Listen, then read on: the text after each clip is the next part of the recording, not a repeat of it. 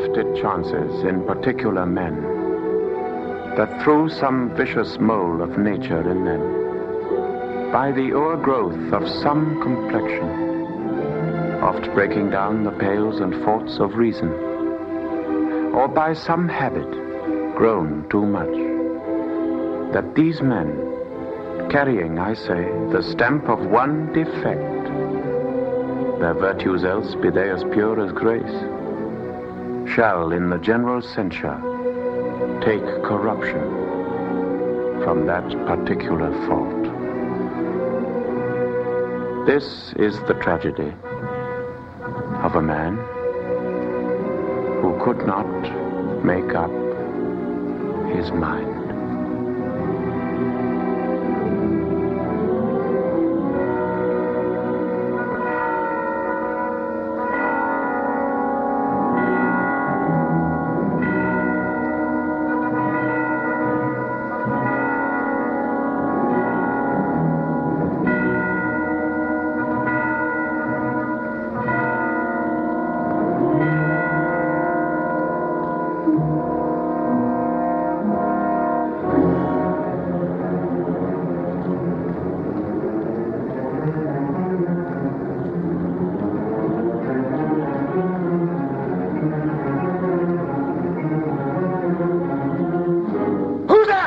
Answer me! Stand and unfold yourself!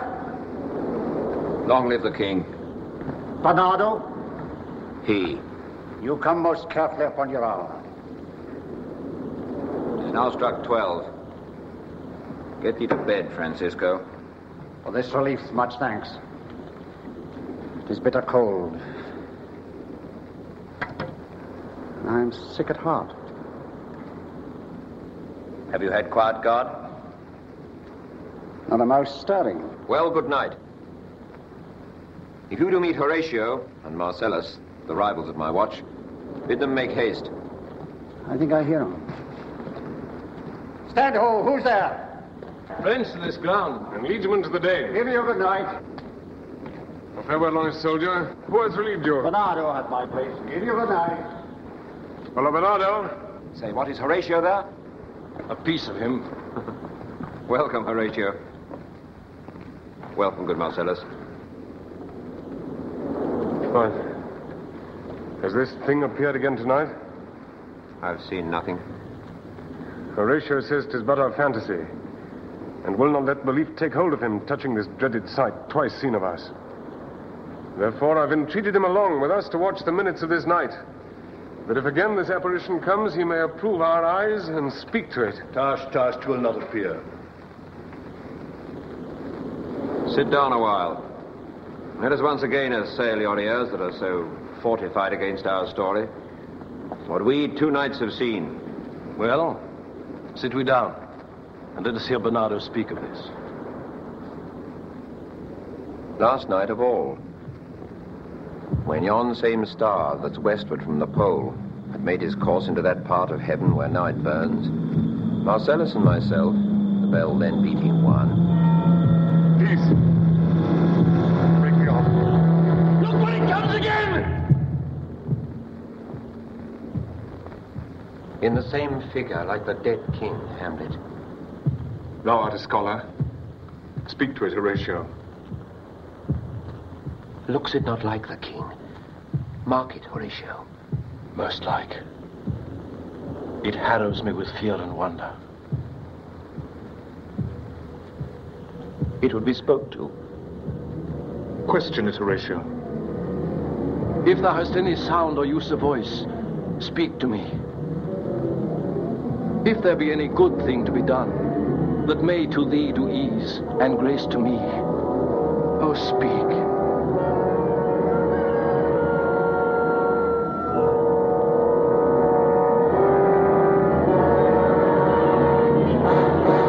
Stay and speak. Stop it, Marcellus! He's here! He's here!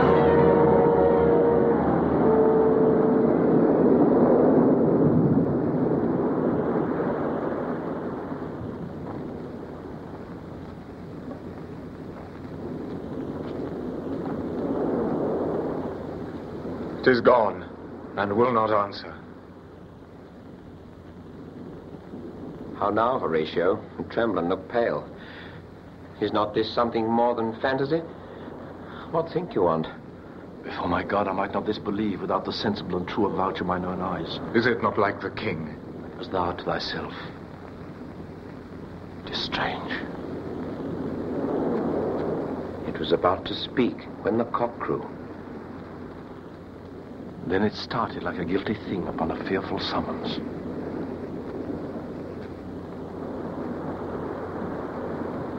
I've heard a cock that is the herald to the morn doth with his lofty and shrill-sounding throat awake the god of day. And at its warning, the wandering and uneasy spirit hies to its confine. Faded on the crowing of the cock.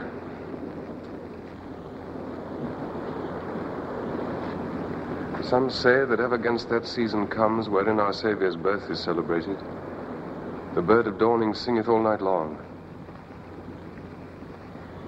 And then they say no spirit can walk abroad. The nights are wholesome then.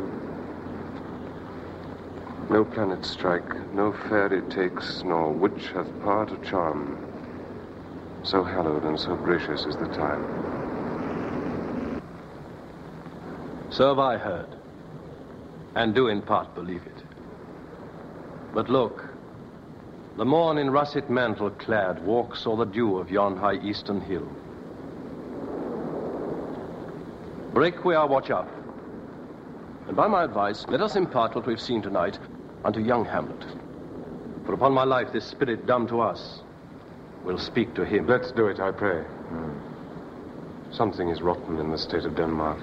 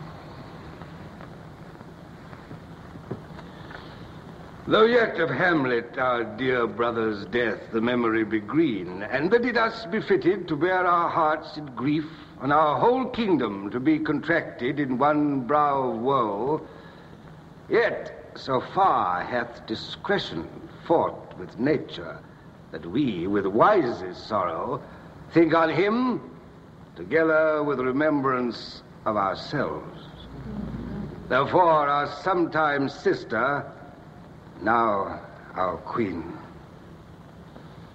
have we as 'twere with a defeated joy, with mirth in funeral, and with dirge in marriage, in equal scale, weighing delight and dole, taken to wife.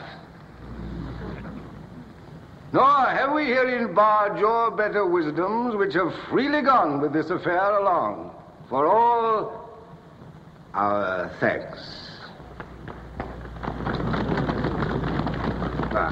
And now, Laertes, what's the news with you? You told us of some suit. What is, Laertes? You cannot speak of reason to the Dane and lose your voice. What wouldst thou beg, Laertes, that shall not be my offer, not thy asking? The head is not more native to the heart, the hand more instrumental to the mouth, then is the throne of Denmark to thy father. What wouldst thou have, Laertes?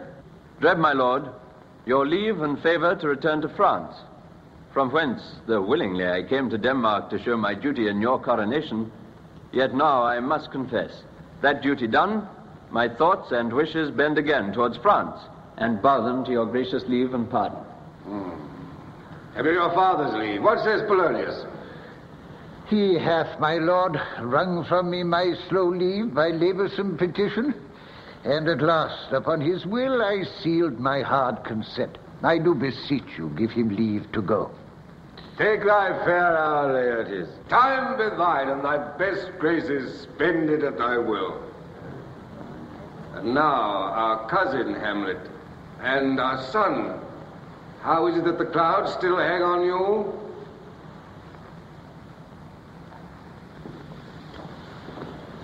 Good Hamlet, cast thy nighted colour off, and let thine eye look like a friend on Denmark. Do not forever with thy lowered lids seek for thy noble father in the dust. Thou know'st 'tis common. All that lives must die, passing through nature to eternity. Aye, madam, it is common. If it be, why seems it so particular with thee? Seems, madam? Nay, it is, I know not seems.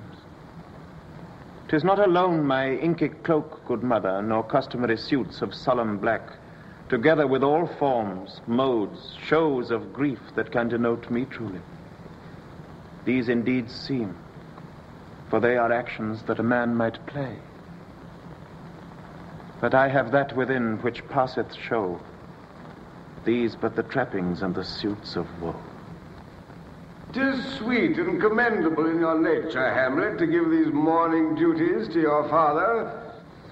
But you must know, your father lost a father, that father lost his, and the survivor bound in filial obligation for some term to do obsequious sorrow. But to persist in obstinate condolement is a course of impious stubbornness, 'tis unmanly grief.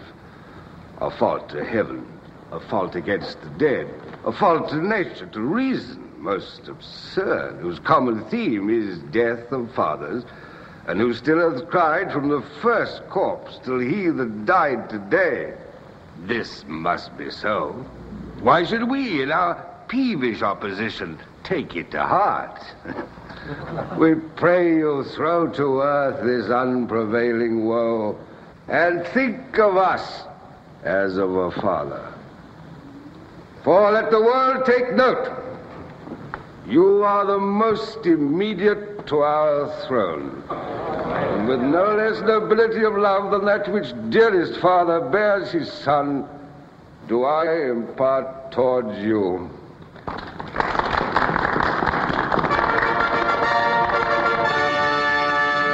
For your intent in going back to school at Wittenberg, it is most retrograde to our desire, and we beseech you, bend you to remain here in the cheer and comfort of our eye, our chiefest courtier cousin, and our son. Let not thy mother lose her prayers, Hamlet.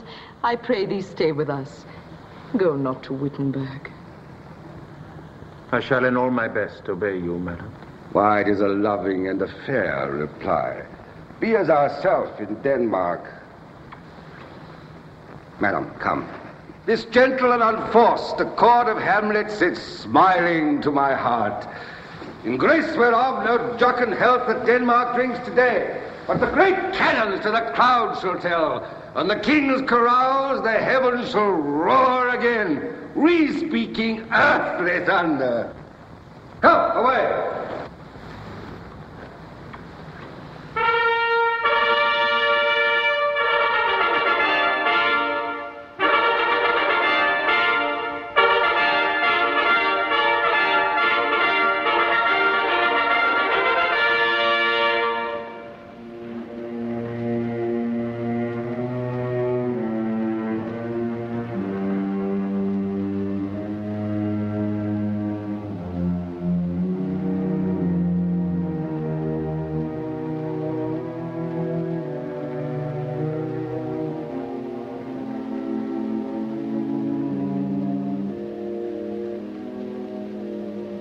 that this too solid flesh would melt, thaw and resolve itself into a dew, or that the everlasting had not fixed his cannon against self-slaughter. Oh God, God, how weary, stale, flat, and unprofitable seem to me all the uses of this world. Fie on't, ah fie. 'Tis an unweeded garden that grows to seed. Things rank and gross in nature possess it merely. That it should come to this, but 2 months dead. Nay, not so much, not 2. So excellent a king that was to this Hyperion to a satyr. So loving to my mother that he might not suffer the winds of heaven visit her face too roughly. Heaven and earth must I remember? Why she would hang on him as if increase of appetite had grown by what it fed on, and yet within a month. Let me not think on it. Frailty, thy name is woman. A little month, or ere those shoes were old with which she followed my poor father's body, like Niobe, all tears. Why she, even she, O God, a beast that once discourse of reason would have mourned longer, married with my uncle, my father's brother, but no more like my father than I to Hercules. Within a month, she married. Oh, most wicked speed to post with such dexterity to incestuous sheets. It is not, nor it cannot come to good, but break my heart, for I must hold my tongue.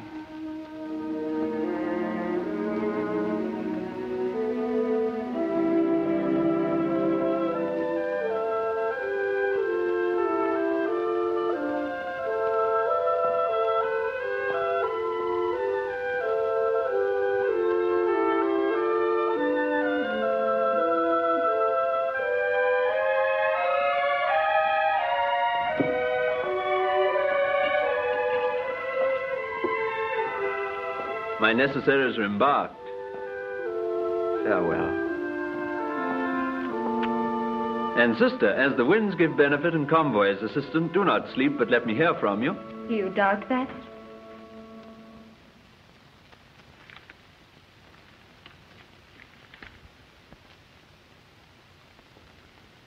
For Hamlet and the trifling of his favor. Hold it a fashion and a toy and blood. A violet in the youth of primy nature. Forward, not permanent. Sweet, not lasting. The perfume and suppliance of a minute. No more.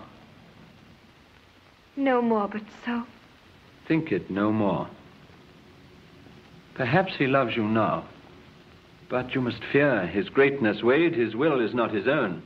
For he himself is subject to his birth. He may not, as unvalued persons do, carve for himself, for on his choice depends the safety and the health of this whole state. Then weigh what loss your honor may sustain if with too willing ear you list his songs, or lose your heart, or your chaste treasure open to his unmastered importunity. Be wary then. Best safety lies in fear.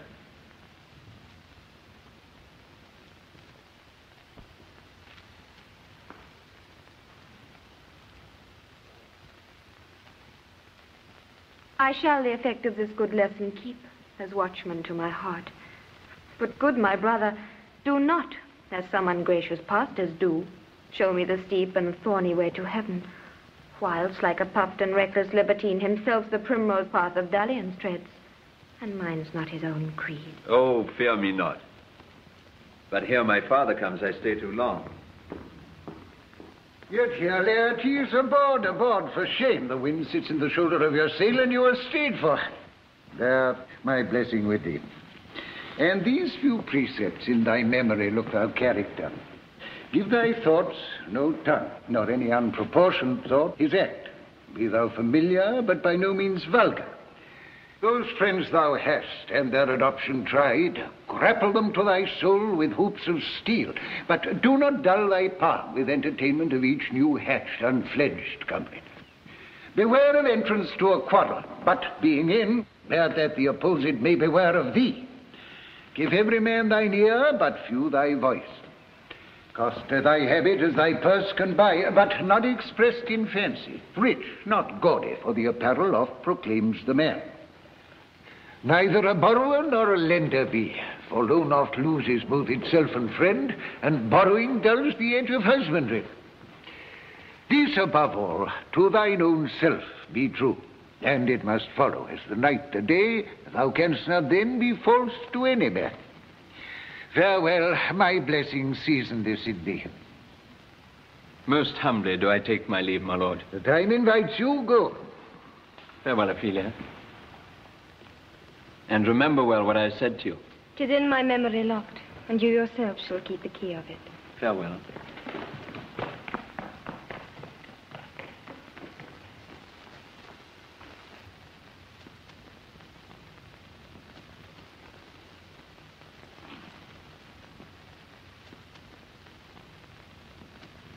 What is to Ophelia he hath said to you? So please you, something touching the Lord Hamlet. Mary, well bethought.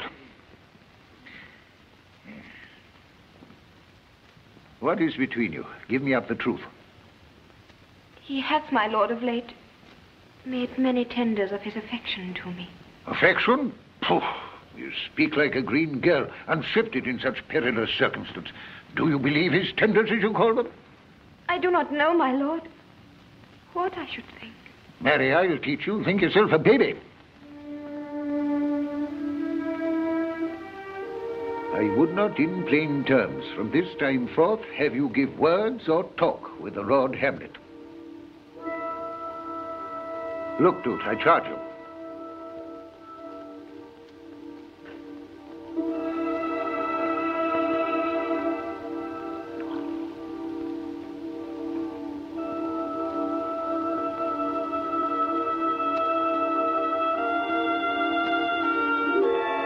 Come your ways.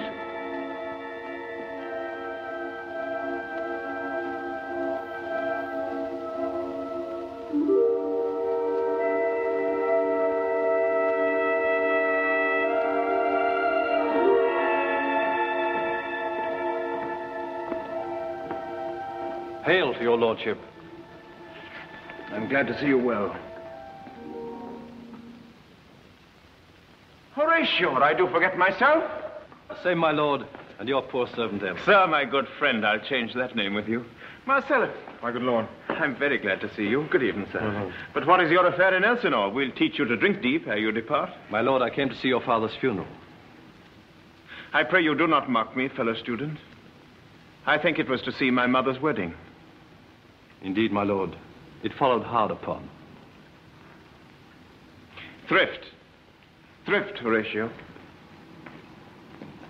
The funeral baked meats did coldly furnish forth the marriage tables. Would I had met my dearest foe in heaven, or ever I had seen that day, Horatio. My father. Methinks I see my father. Oh, well, my lord. In my mind's eye, Horatio. I saw him once. He was a goodly king. He was a man. Take him for all in all, I shall not look upon his like again. My lord, I think I saw him yesternight. So? Who? My lord, the king, your father. The king? My father? 2 nights together had these gentlemen, Marcellus and Bernardo, on their watch, in the dead vast middle of the night been thus encountered. A figure like your father, armed, appears before them, and with solemn march goes slow and stately by them. This to me in dread and secrecy did they impart, and I with them the 3rd night kept the watch. where, as they had reported, both in time, form of the thing, each word made true and good, the apparition comes. I knew your father. These hands are not more like. But where was this? My lord, upon the platform where we watched. Did you not speak to it? My lord, I did, but answer made it none. Yet once methought it lifted up its head as it would speak. But even then the morning cock crew loud, and at the sound it shrunk in haste away and vanished from our sight.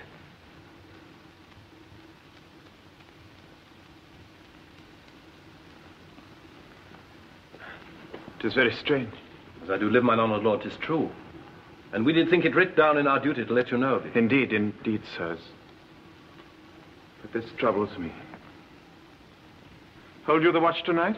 We do, my lord. Armed, say you? Armed, my lord. From top to toe? My lord, from head to foot. Then you saw not his face? Oh, yes, my lord. He wore his visor up.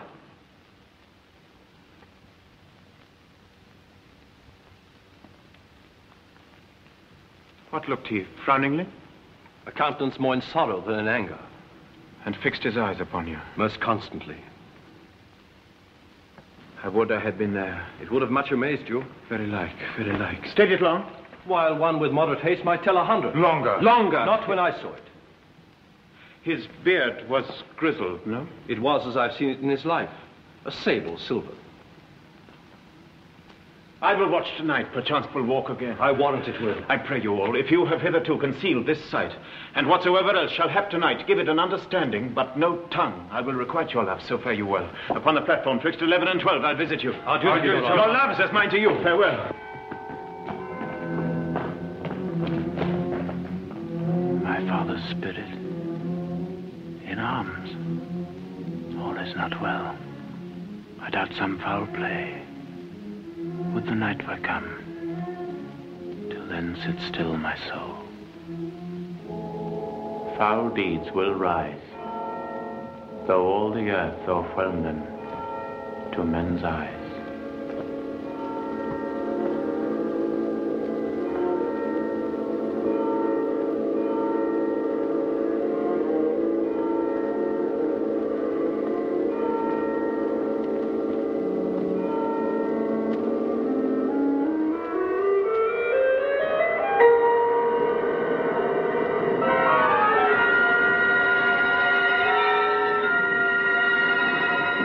Bite shrewdly. It is very cold. It is a nipping and an eager air.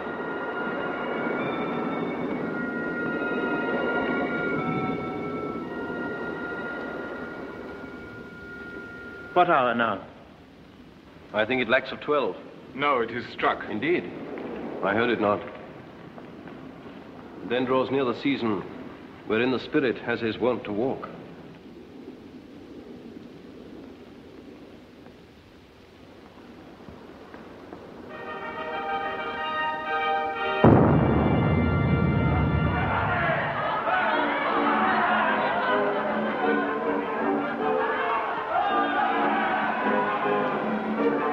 What does this mean, my lord?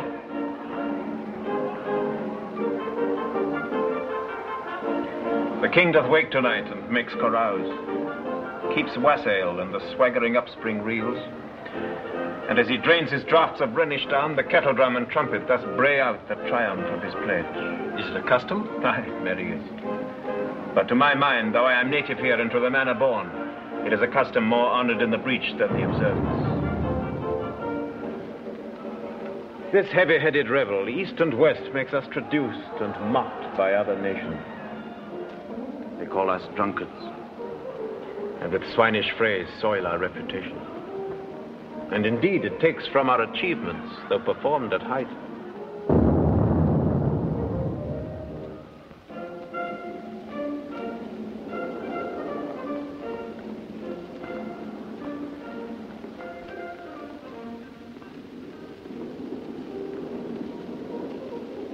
So oft it chances in particular men that for some vicious mole of nature in them, by the o'ergrowth of some complexion, oft breaking down the pales and forts of reason, or by some habit grown too much, that these men, carrying, I say, the stamp of one defect, their virtues else be they as pure as grace, shall in the general censure take corruption from that particular fault.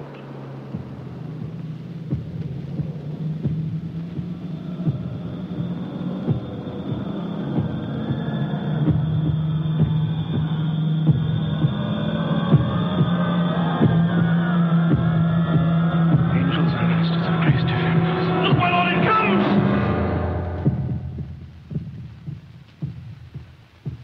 Be thou a spirit of hell, or goblin damned, thou comest in such a questionable shape that I will speak to thee. I'll call thee Hamlet, King, Father, Royal Dane, oh, answer me! It beckons you to go away with it. It waves you to a more removed ground. But do not go with it. No, by no means. It will not speak. Then I will follow it. Do not, my lord. Why, what should be the fear? I do not set my life at a pin's fee, and for my soul, what can it do to that, being a thing immortal as itself? It waves me forth again. I'll follow it. What do it tempt you toward the flood, my lord? Or to the dreadful summit of the cliff that beetles all his base into the sea, and there assume some other horrible form which might deprive your sovereignty of reason and draw you into madness? Think of it! You shall not go, my lord! Hold up your hands! Be ruled, you shall not go! My fate cries out and makes each petty artery in this body as hardy as the Nemean lion's nerve. Still am I called, and be gentlemen. By heaven, I'll make a ghost of him that hinders me. I say away!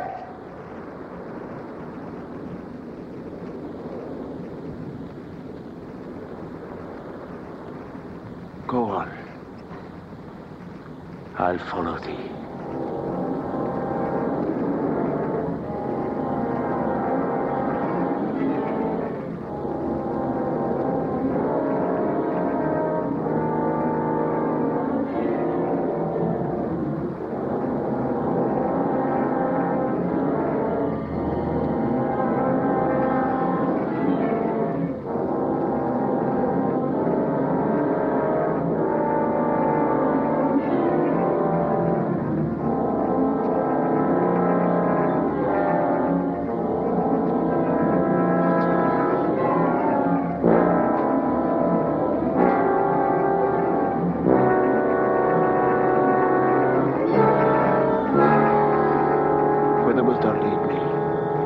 Speak. I'll go no further.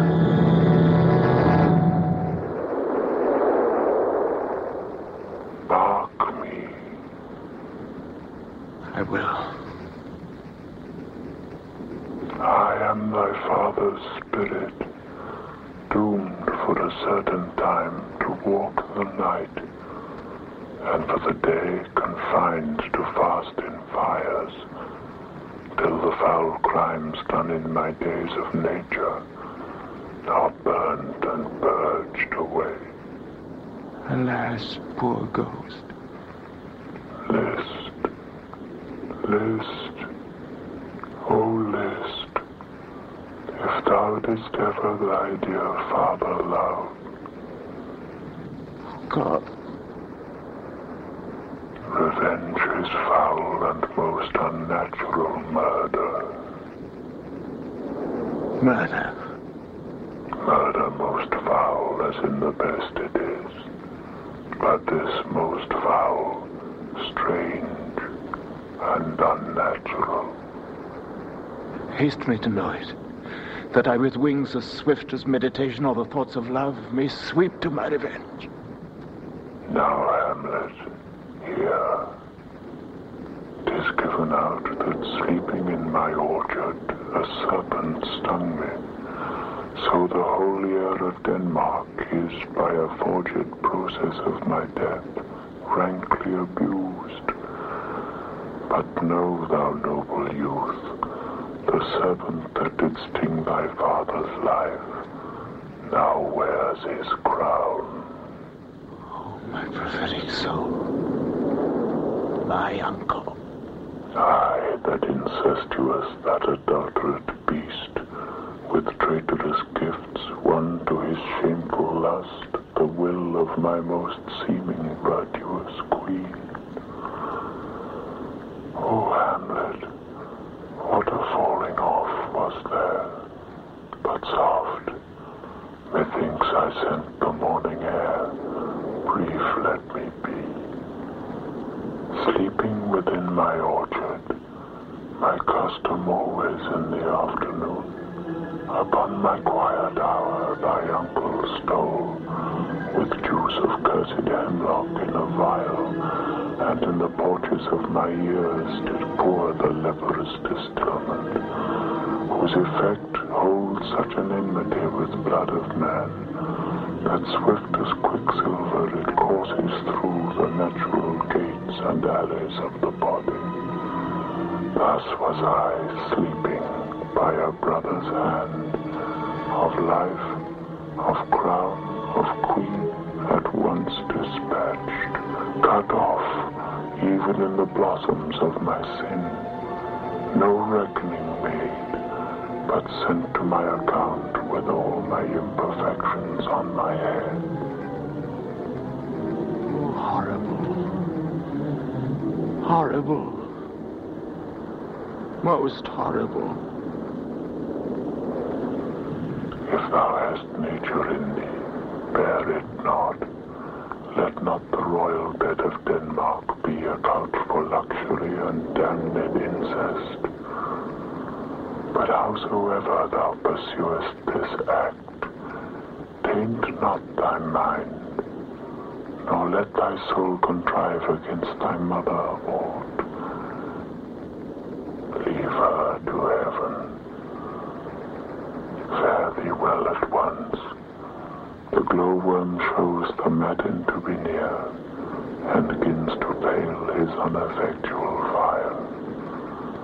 Adieu, adieu, adieu. Remember me.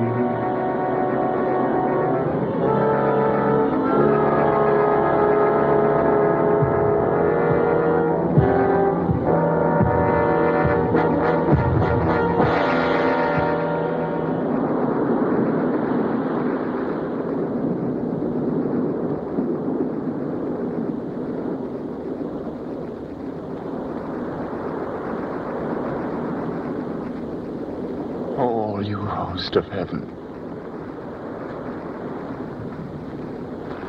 O earth, what else? What shall I couple hell?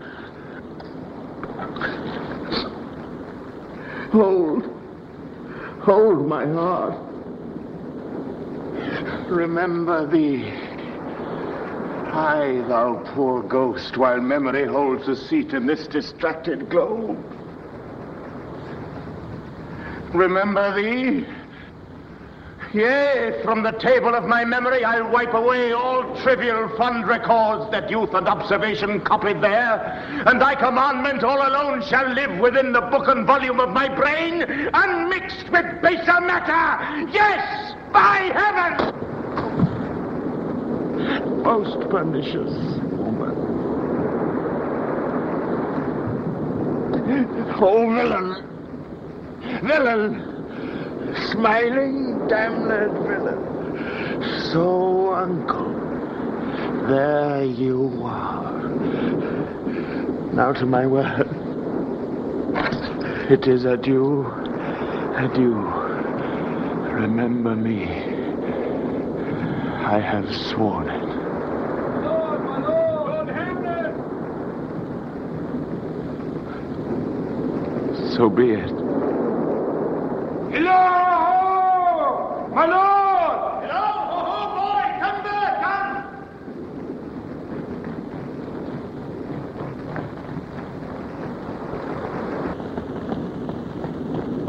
How is my noble lord? What news, my lord? Oh, wonderful! My lord, tell it. No. You will reveal it. Not I. How say you then? Would heart of man once think it? But you'll be secret. Aye, my lord. My lord. There's ne'er a villain dwelling in all Denmark.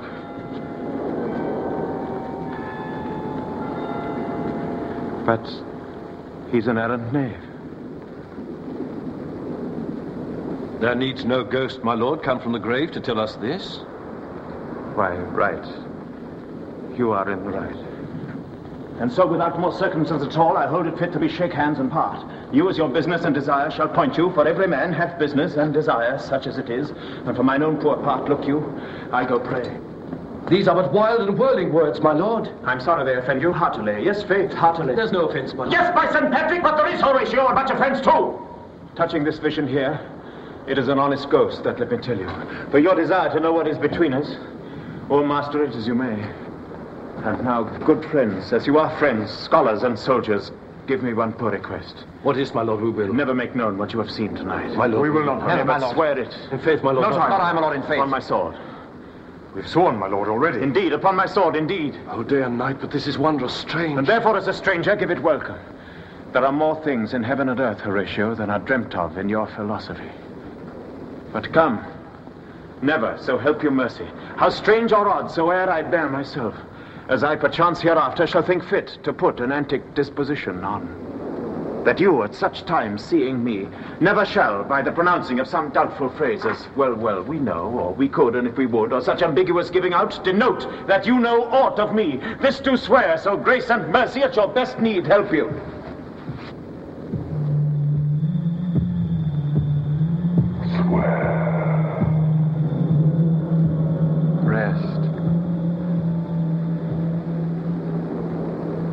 Rest, perturbed spirit.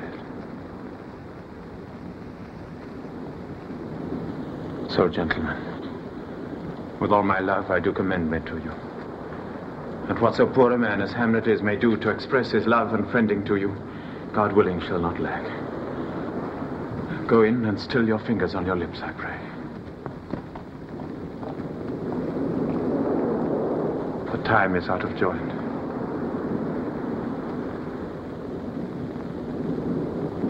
O cursed spite, that ever I was born to set it right. Come, let's go together.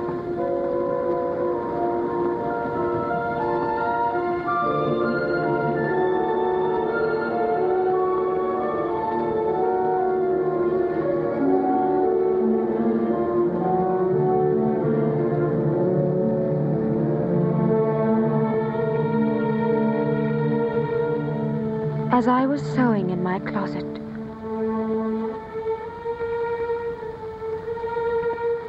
Lord Hamlet, with his doublet all unlaced, pale as his shirt, and with a look so piteous in purport, as if he had been loosed out of hell to speak of horrors, he comes before me. He took me by the wrist and held me hard. Then goes he to the length of all his arm, and with his other hand thus o'er his brow, he falls to such perusal of my face as he would draw it. Long stayed he so. At last, a little shaking of mine arm, and thrice his head thus waving up and down, he raised a sigh, so piteous and profound, as it did seem to shatter all his bulk and end his being. That done, he let me go, and with his head over his shoulder turned, he seemed to find his way without his eyes, for out of doors he went without their help, and to the last bended their light on me.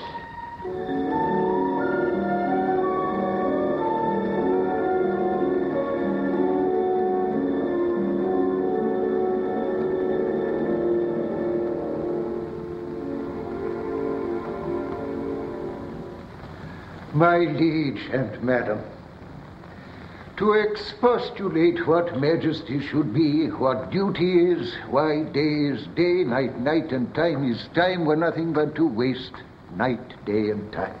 Therefore, since brevity is the soul of wit, and tediousness the limbs and outward flourishes, I will be brief. Your noble son is mad. Mad, call I it, for to define true madness, but is but to be nothing else but mad. More matter with less art. Madam, I swear I use no art at all. That he is mad, 'tis true. 'Tis true, 'tis pity, and pity 'tis true. A foolish figure, but farewell it, for I will use no art. Thus it remains, and the remainder thus.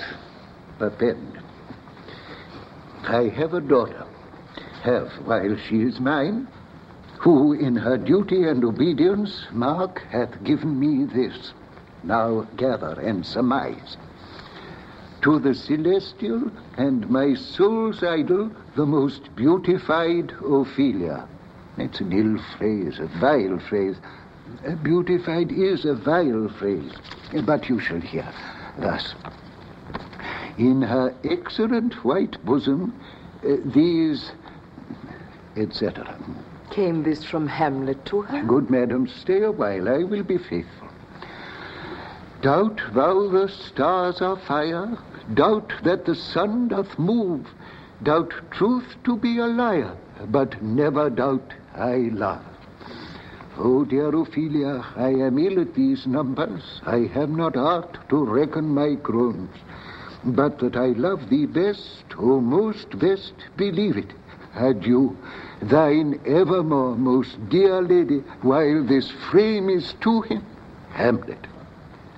This in obedience hath my daughter shown me, and more above hath his solicitings, as they fare out by time, by means, and place, all given to mine ear. But how hath she received his love? What do you think of me? As of a man faithful and honorable. I would fain prove so. But what might you think when I had seen this hot love on the wing? If I had looked upon this love with idle sight, what might you think? No, I went round to work, and my young mistress thus I did bespeak. Lord Hamlet is a prince. Out of thy star, this must not be. And then I prescripts gave her that she should lock herself from his resort, admit no messengers, receive no tokens. And he, repulsed, a short tale to make, fell into a sadness, then into a fast, thence to a watch, thence to a weakness, thence into a lightness, and by this declension into that madness wherein now he raves, and all we mourn for. Do you think 'tis this? It may be. Very likely. Hath there been such a time, I'd fain know that I have positively said 'tis so, that it proved otherwise? Not that I know. Take this from this, if this be otherwise. How may we try it further? You know, sometimes he walks for hours together here in the lobby. So he does, indeed. At such a time, I loose my daughter to him. Be you and I behind an arras then. Mark the encounter. If he love her not, and be not from his reason fallen thereon, let me be no assistant for a state, but keep a farm and cottage. We will try it. But look where sadly the poor wretch comes reading.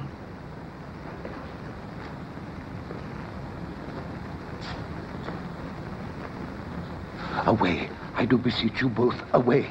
I'll board him presently. Oh, give me leave.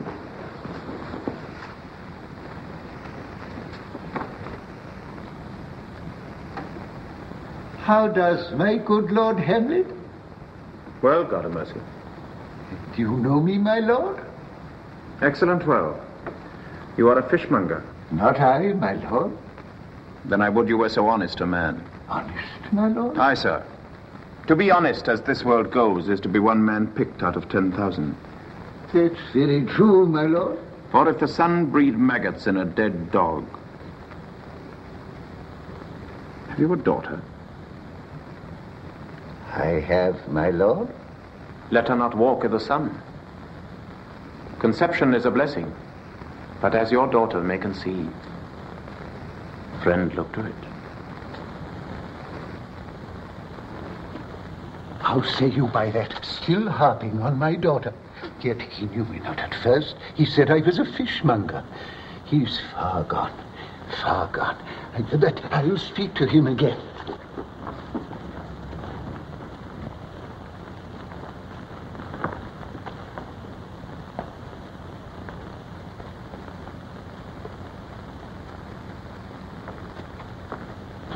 What do you read, my lord?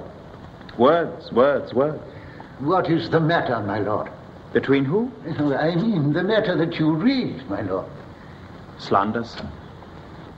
For the satirical rogue says here that old men have grey beards, that their faces are wrinkled, their eyes purging thick amber and plum tree gum, that they have a plentiful lack of wit, together with most weak hands.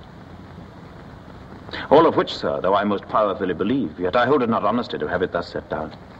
For you yourself, sir, shall be old as I am, if like a crab you could go backward. Though this be madness, yet there's method in it. Will you walk out of the air, my lord? Into my grave? Indeed, it is out of the air. How pregnant sometimes his replies are. My honorable lord, I will most humbly take my leave of you. You cannot, sir, take from me anything that I will more willingly part withal. Except my life. Except my life. Except my life.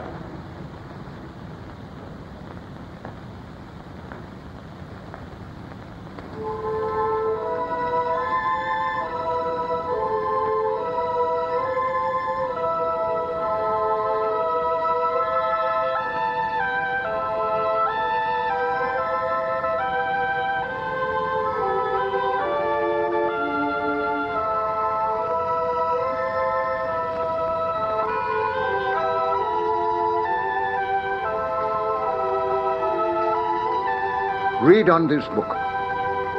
That sure such an exercise may color your loneliness.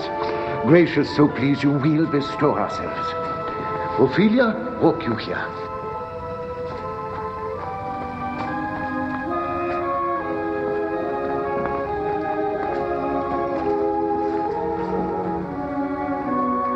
Let's withdraw, my lord.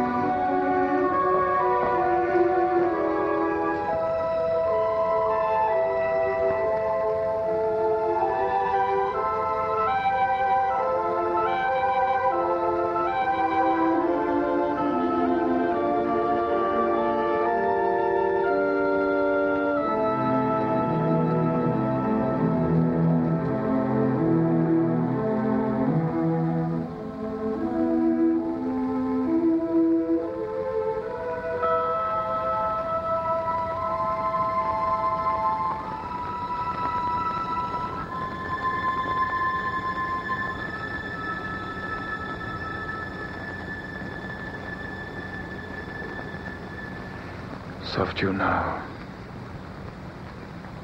the fair Ophelia.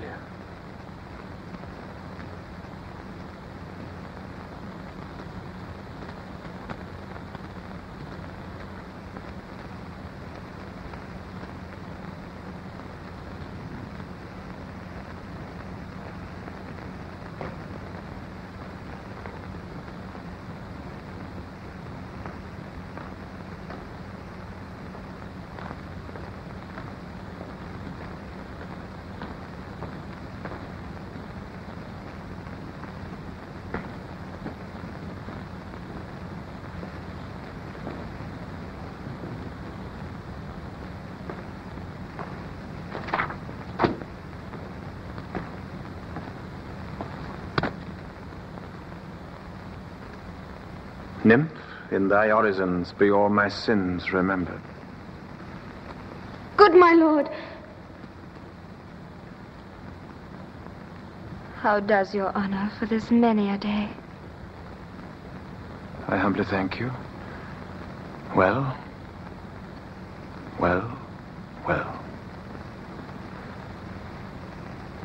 My lord, I have remembrances of yours that I have longed to redeliver. I pray you now receive them.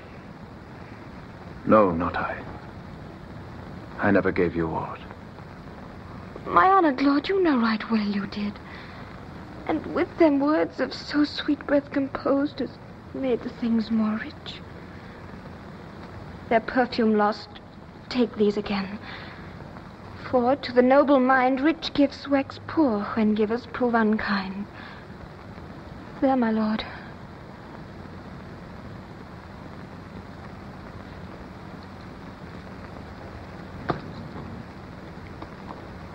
Are you honest? My lord.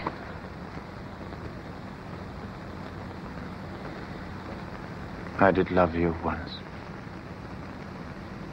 Indeed, my lord, you made me believe so. You should not have believed me. Get thee to a nunnery. Why wouldst thou be a breeder of sinners? I am myself indifferent honest, but yet I could accuse me of such things that it were better my mother had not borne me. I am very proud, revengeful, ambitious. More offenses at my beck than I have thoughts to put them in, imagination to give them shape, or time to act them in. What should such fellows as I do, crawling between heaven and earth? We are arrant knaves all, believe none of us. Go thy ways to a nunnery. Where's your father? At home, my lord. Let the doors be shut upon him, that he may play the fool nowhere but in his own house. Farewell! Oh, help me, you sweet heaven. I have heard of your paintings too well enough. God hath given you one face and you make yourselves another. You jig, you amble, you lisp, you nickname God's creatures and make your wantonness your ignorance. Get thee to a nunnery and quickly too. Farewell. Or if thou wilt needs marry, marry a fool, for wise men know well enough what monsters you make of them. Go to, I know more of it. It hath made me mad. I say we will have no more marriages. Those that are married already, all but one, shall live. The rest shall stay as they are.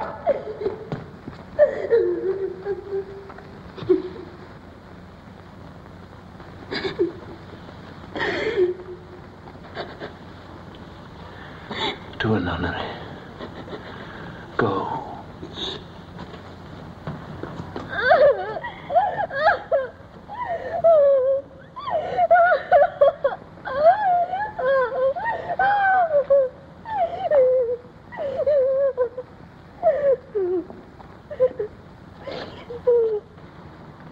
Love, his affections do not that way tend. Nor what he spake, though it lacked form a little, was not like madness. There's something in his soul, for which his melancholy sits on brood. And I do fear the unheeded consequence will be some danger. Which to prevent, I have in quick determination thus set it down. He shall with speed to England. Haply the seas and countries different with variable objects shall expel this something settled matter in his heart. What think you, aunt? It shall do well, but yet I do believe the origin and commencement of his grief sprung from neglected love. How now, Ophelia? You need not tell us what Lord Hamlet said. We heard it all. My lord, do as you please. It shall be so. Madness in great ones must not unwatched go.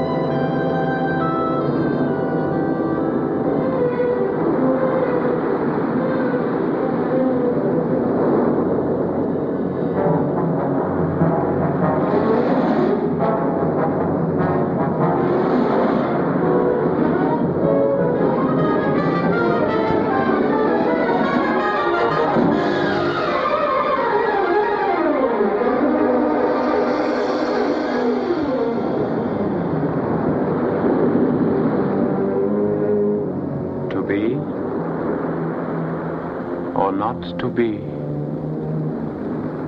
That is the question.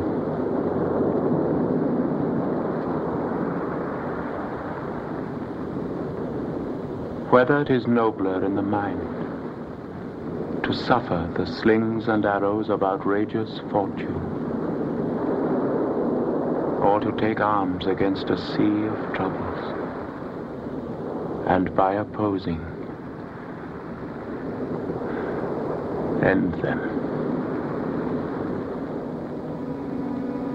To die, to sleep no more, and by a sleep to say we end the heartache and the thousand natural shocks that flesh is heir to. 'Tis a consummation devoutly to be wished, to die, to sleep, to sleep. A chance to dream. Aye, there's the rub.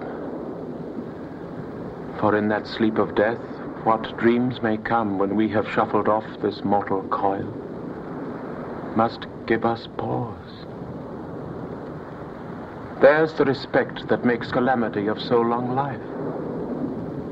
For who would bear the whips and scorns of time, the oppressor's wrong, the proud man's contumely, the pangs of despised love,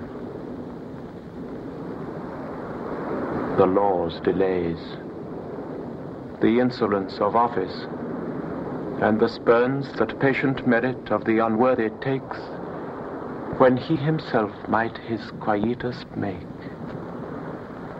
with a bare bodkin?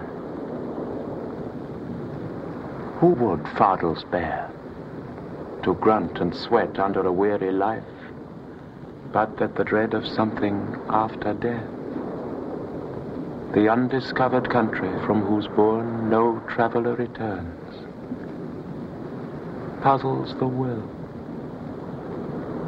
and makes us rather bear those ills we have than fly to others that we know not of.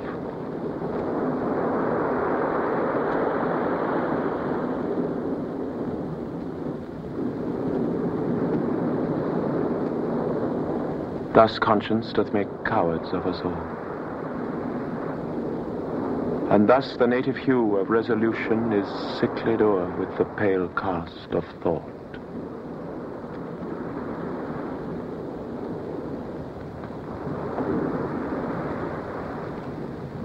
And enterprises of great pith and moment, with this regard their currents turn awry, and lose the name of action.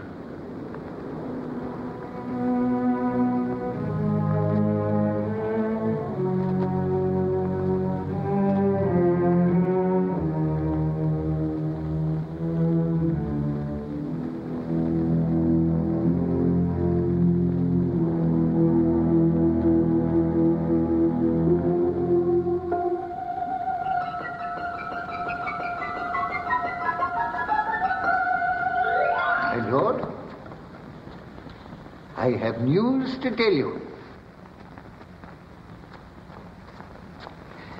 The actors are come hither, my lord.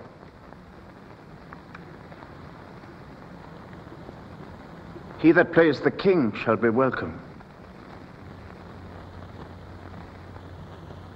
The best actors in the world, either for tragedy, comedy, history, pastoral, pastoral comical, historical pastoral, tragical historical, tragical comical historical pastoral. Seneca cannot be too heavy, nor Plautus too light, for these are the only men.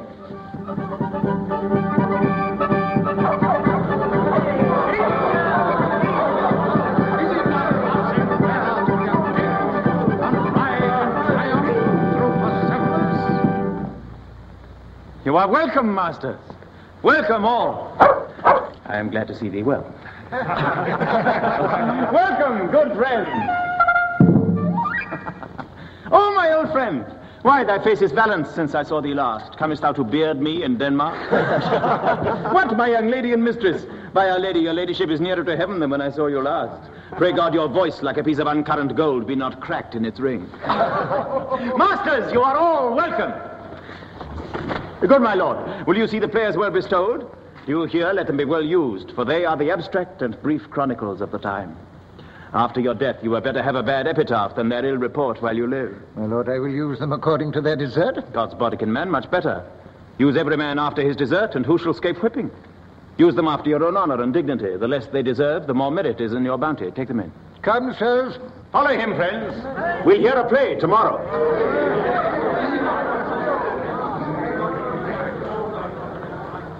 Just hear me, old friend. Can you play The Murder of Gonzago? Aye, my lord. We'll have it tomorrow night. You could, for a need, study a speech of some 12 or 16 lines that I would set down and insert in it, could you not? Aye, my lord. Very well, follow that law. And look you mock him not.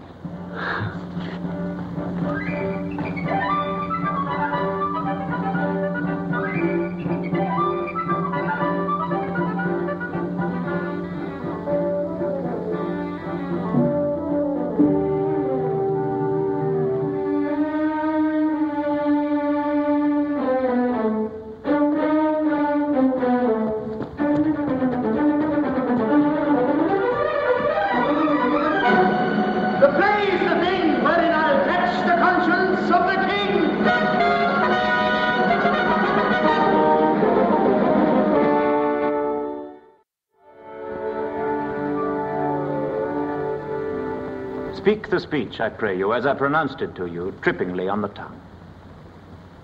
But if you mouth it, as many of your players do, I had as lief the town crier spoke my lines. No, do not saw the air too much with your hand thus, but use all gently. For in the very torrent, tempest, and as I may say, whirlwind of your passion, you must acquire and beget a temperance that may give it smoothness. Oh, it offends me to the soul to hear a robustious, periwig-pated fellow tear a passion to tatters, to split the ears of the groundlings, who for the most part are capable of nothing but inexplicable dumb shows and noise. I would have such a fellow whipped. Without Herods, Herods. Pray you avoid it. I warrant your honor. Be not too tame, neither, but let your own discretion be your tutor. Suit the action to the word to the action, with this special observance that you o'erstep not the modesty of nature. For anything so overdone is from the purpose of playing, whose end, both at the first and now, was and is to hold as 'twere the mirror up to nature, to show virtue her own feature, scorn her own image, and the very age and body of the time, his form and pressure. Now this, overdone, though it make the unskillful laugh, cannot but make the judicious grieve, the censure of which one must, in your allowance, outweigh a whole theatre of others. Oh, there be players that I have seen play, and heard others praise, and that highly, not to speak it profanely, that having neither the accent of Christians, nor the gait of pagan, Christian, nor man, have so strutted and bellowed that I have thought that some of nature's journeymen had made men and not made them well. They imitated humanity so abominably. I hope we have reformed that indifferently with us, sir. Oh, reform it altogether? And let those that play your clown speak no more than is set down for them. For there be of them that will themselves laugh to set on some barren quantity of spectators to laugh to, though in the meantime some necessary question of the play be then to be considered. That's villainous, and shows the most pitiful ambition in the fool that uses it.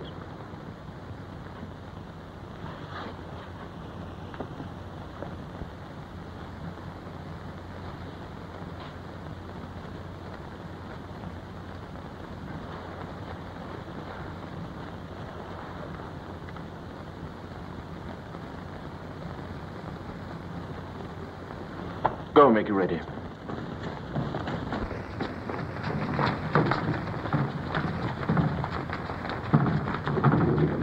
And now, my lord, will the king hear this piece of work? And the queen too, and that presently. Bid the players make haste. Aye, my lord.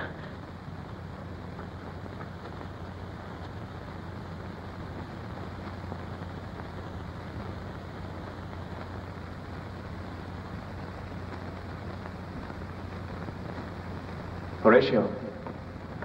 Dear sweet lord, at your service. Observe mine uncle. Give him heedful note. Well, my lord. They are coming to the play. I must be idle. Get you a place.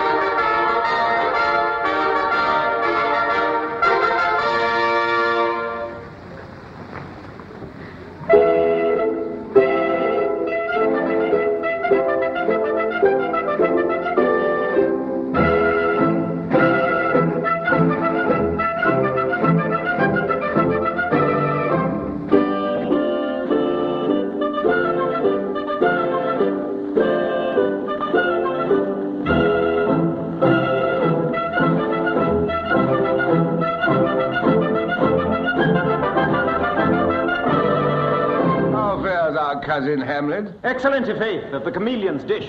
I eat the air, promise crammed. You cannot feed capons so. I have nothing but this answer, Hamlet. These words are not mine. No, nor mine now.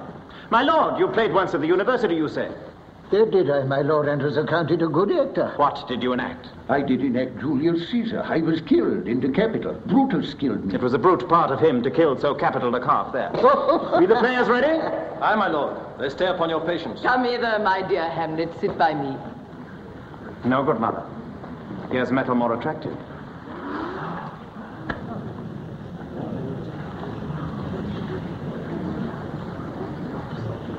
Oh, did you mark that? Lady, shall I lie in your lap? No, my lord. I mean my head upon your lap.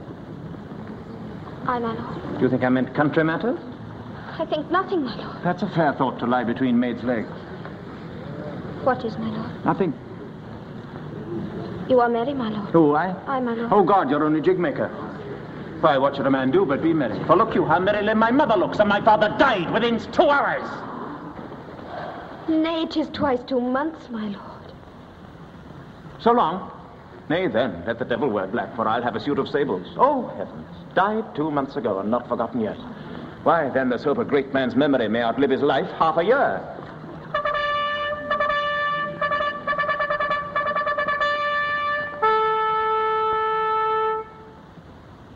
For us and for our tragedy, here stooping to your clemency, we beg your hearing patiently.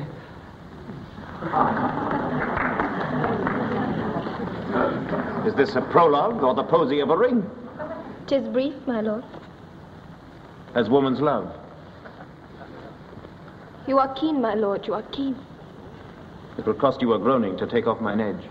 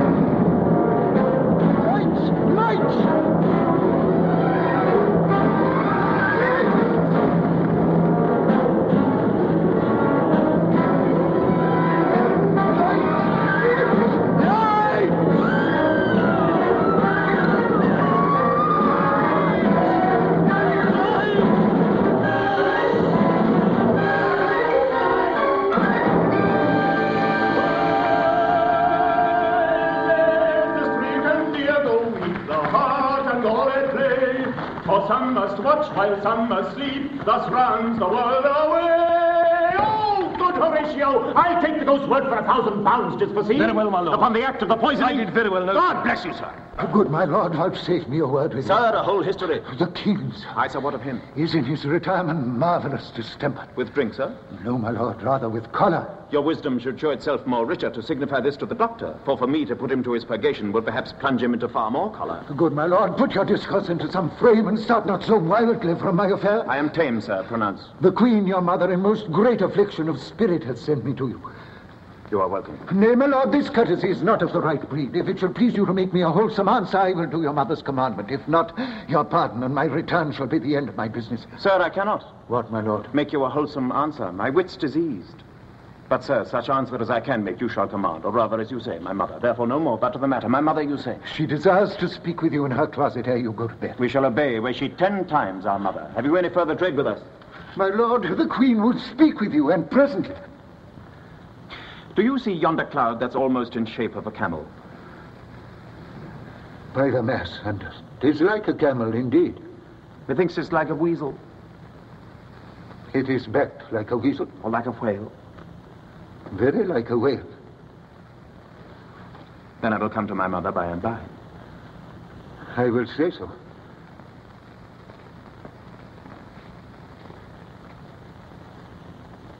By and by is easily said.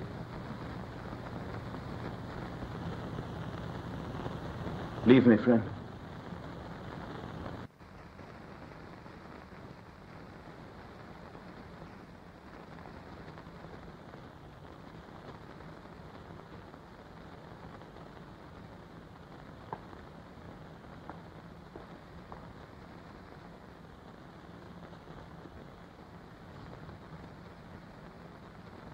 It is now the very witching time of night, when churchyards yawn and hell itself breathes out contagion to this world.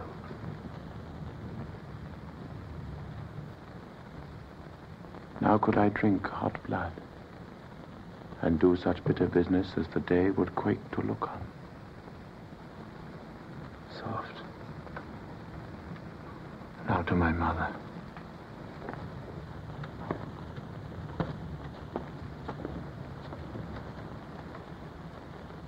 heart, lose not thy nature.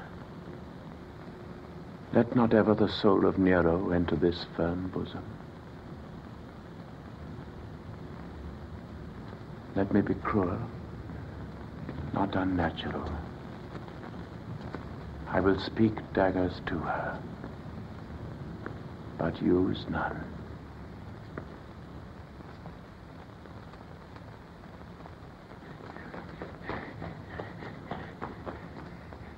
My lord, he's going to his mother's closet. Behind the arras, I'll conceal myself to hear the process. I'll warrant she'll take him home, and as you said, and wisely was it said, 'tis meet that some more audience than a mother, since nature makes them partial, should hear the speech of vantage. Fare you well, my liege. I'll call upon you ere you go to bed and tell you what I know. Thanks, dear my lord.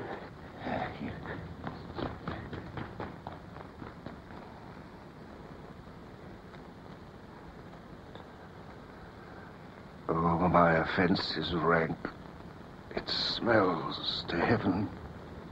It hath the primal elder's curse upon it. A brother's murder.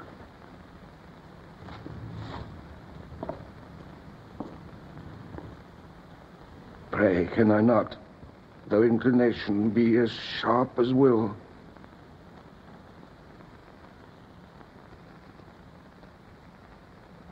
What if this cursed hand were thicker than itself with brother's blood? Is there not rain enough in the sweet hymns to wash it white as snow?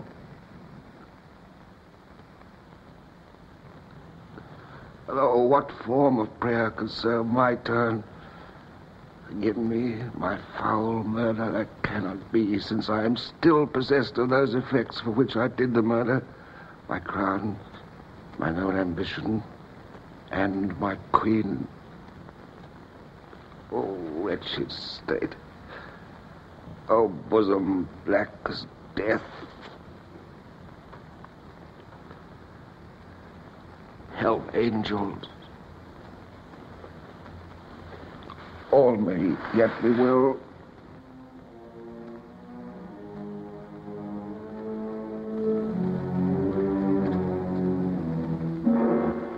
Now might I do it, Pat. Now he is praying. And now I'll do it.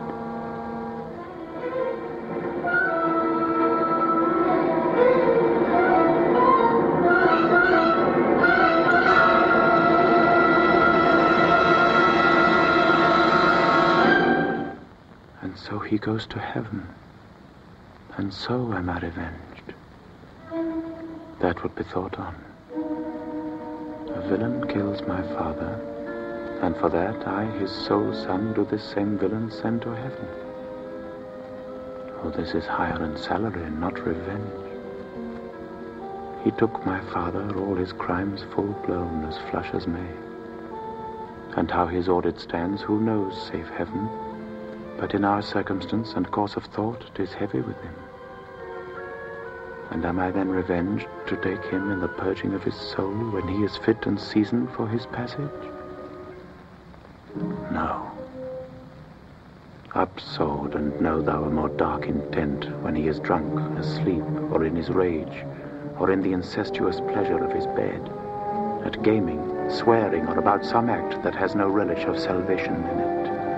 Then trip him, that his heels may kick at heaven, and that his soul may be as damned and black as hell whereto it goes. My mother stays. This physic but prolongs thy sickly days.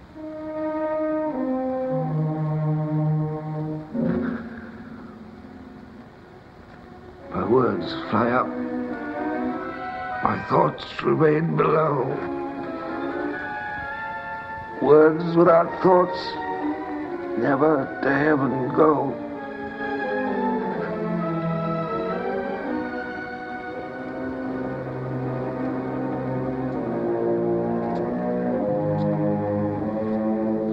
He will come straight. Look you, lay hold to him.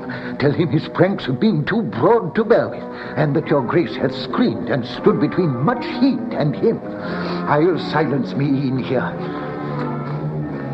pray you be round with him. Mother? Mother? Mother? I'll warrant you fear me not. Withdraw, I hear him coming.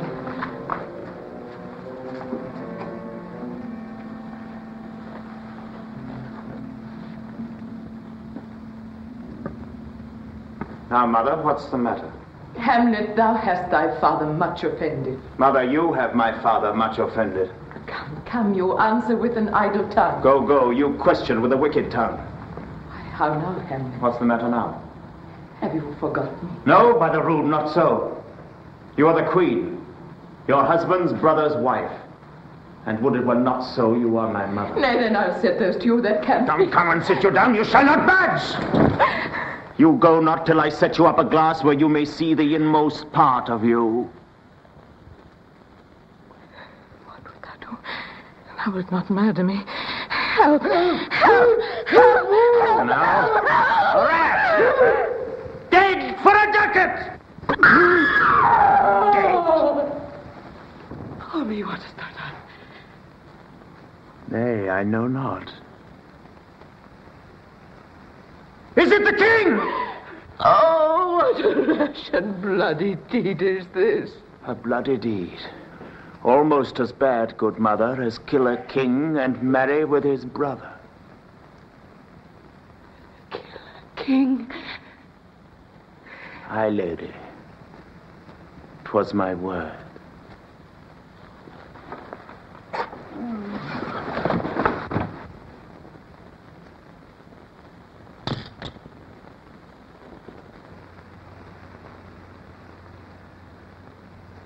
Thou wretched, rash, intruding fool. Farewell. I took thee for thy better. Take thy fortune.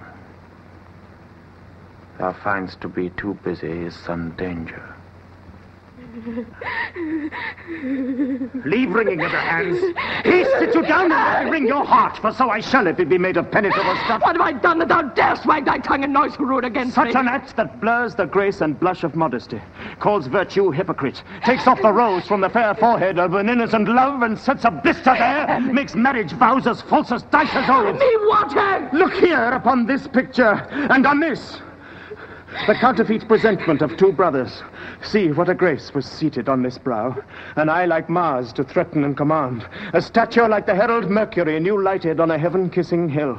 A combination and a form indeed, where every god did seem to set his seal to give the world assurance of a man. This was your husband. Look you now what follows. Here is your husband, like a mildewed ear, blasting his wholesome brother. Have you eyes? You cannot call it love, for at your age the heyday in the blood is tame. It's humble and waits upon the judgment. And what judgment would step from this to this? What devil was that thus hath hoodwinked you? Oh, shame, where is thy blush? If hell can rise up in a matron's bones to flaming youth, let virtue be as well. Oh, Hamlet, speak no more. Thou turnst mine eyes into my very soul, and there I see such black and grained spots as will not lose their stain. Nay, but to live in the rank sweat of a lascivious bed, stewed in corruption, honeying and making love over the nasty sky. Speak to me no more. These words like daggers enter in mine ears no more, sweet Hamlet. A murderer and a villain, a slave that is not 20th part the worth of your true lord, a cutpurse of the empire and the throne, that from a shelf the precious diadem stole and put it in his pocket. A king of shreds and passes.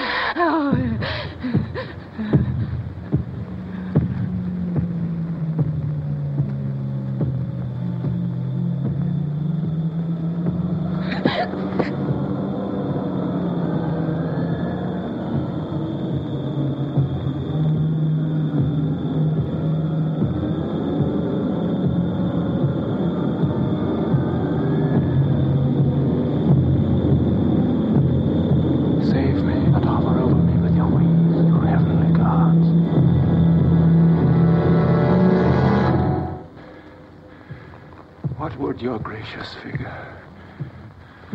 Alas, he's mad. Do you not come your tardy son to chide, that lapsed in time and passion lets go by the important acting of your dread command? Oh, say. Do not forget this visitation is but to whet thy almost blunted purpose.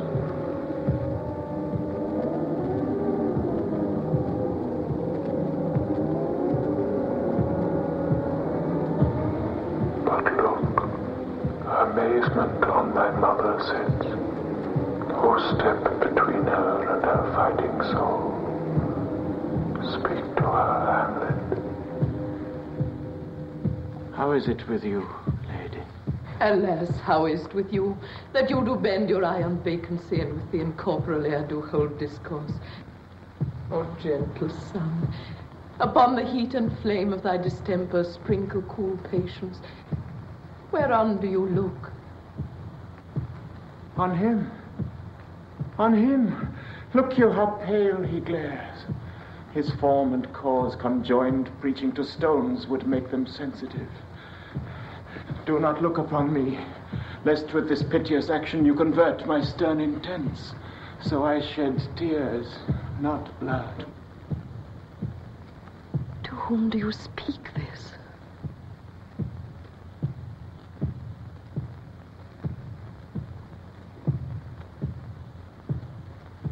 Do you see nothing there?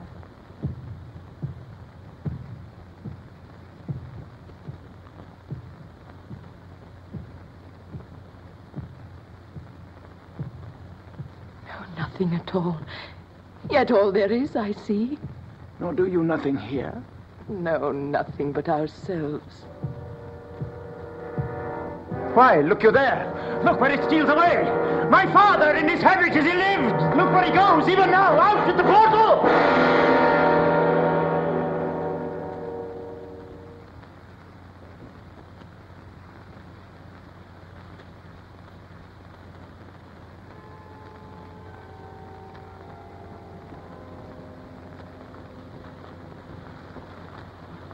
This is the very coinage of your brain. This bodiless creation madness is very cunning in. Madness? My pulse as yours doth temperately keep time and makes us healthful music. Mother, for love of grace, lay not that flattering unction to your soul that not your trespass but my madness speaks. Confess yourself to heaven. Repent what's past. Avoid what is to come. And do not spread the compost on the weeds to make them rancor. Forgive me this, my virtue. Oh, Hamlet, thou hast cleft my heart in twain. No. Throw away the worser part of it, and live the purer with the other half. Good night. But go not to my uncle's bed. Assume a virtue if you have it not. Refrain tonight, and that shall lend a kind of easiness to the next abstinence, the next more easy. For use can almost change the stamp of nature. Once more, good night. And when you are desirous to be blessed, I'll blessing beg of you.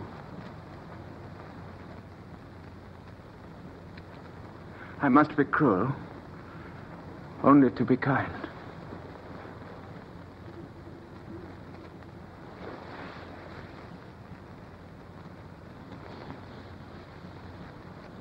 I must to England, you know that? Alack, I had forgot. 'Tis so concluded on. There's letters sealed. This man shall send me packing. I'll lug the guts into the neighbor room.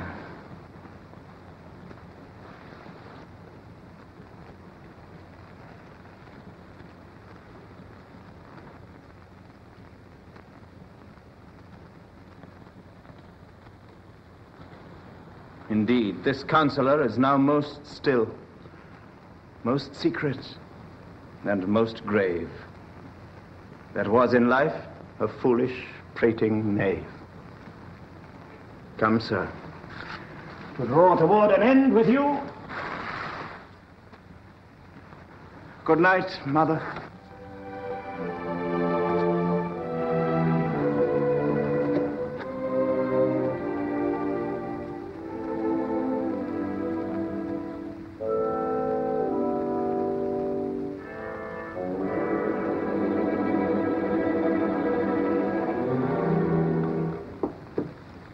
Now, Hamlet, where's Polonius? At supper. At supper? Where? Not where he eats, but where he is eaten. A certain convocation of politic worms are even at him. Your worm is your only emperor for diet. We fat all creatures else to fat us, and we fat ourselves for worms. Your fat king and your lean beggar is but variable service. 2 dishes, but to 1 table. That's the end. Alas, alas. A man may fish with the worm that hath eat of a king, and eat of the fish that hath fed of that worm. What dost thou mean by this? Nothing, but to show you how a king may go a progress through the guts of a beggar. Where is Polonius? In heaven. Send thither to see. If your messenger find him not there, seek him at the other place yourself. But indeed, if you find him not within this month, you shall nose him as you go up the stairs into the lobby. Go, seek him there. He will stay till you come.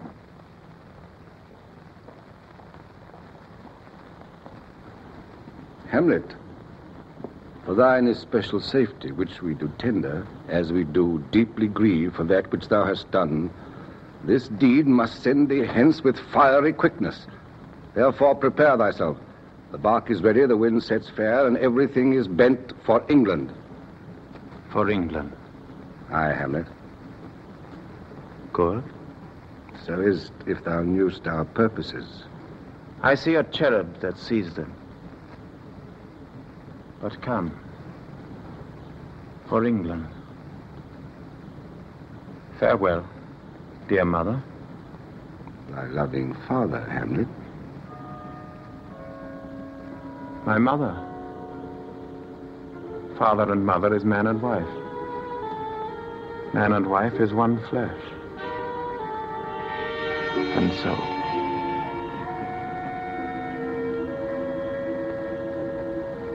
My mother.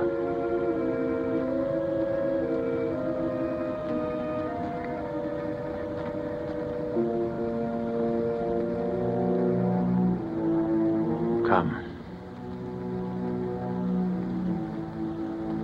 For England. Follow him close. Tempt him with speed or delay it not. I'll have him hence tonight. Away. Everything is sealed and done that else leans on the affair. Pray you, make haste.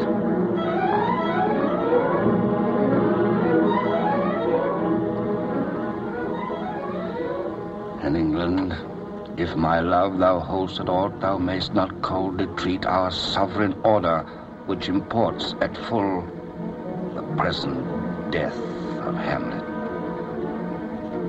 Do it, England, for like the fever in my blood he rages, and thou must cure me. Till I know 'tis done, however my haps, my joys were ne'er begun.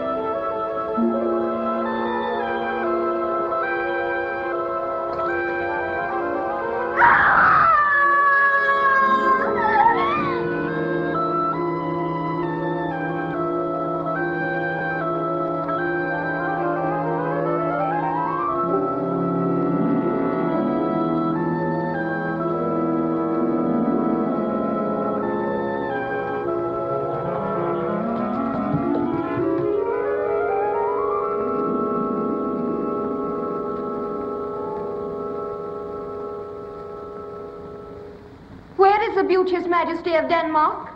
Why, how now, Ophelia? Say you? Nay, pray you mark.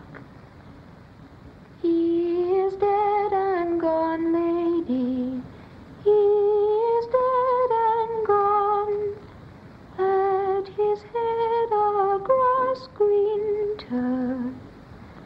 At his heels a stone.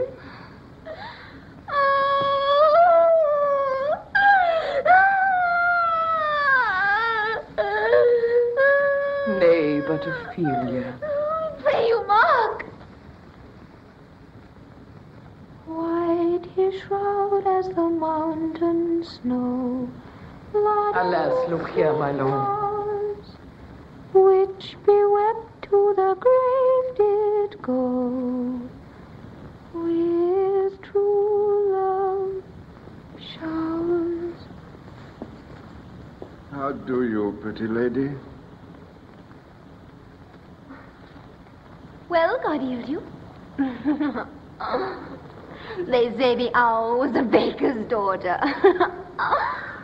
Oh.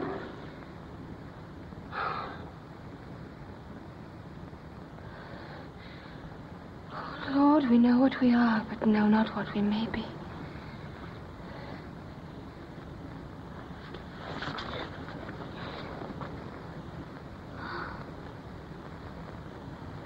God be at your table.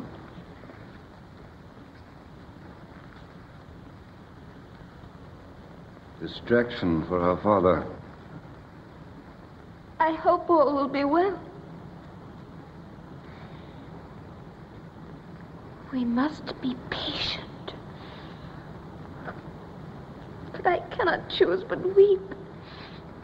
To think they should lay him in the cold ground.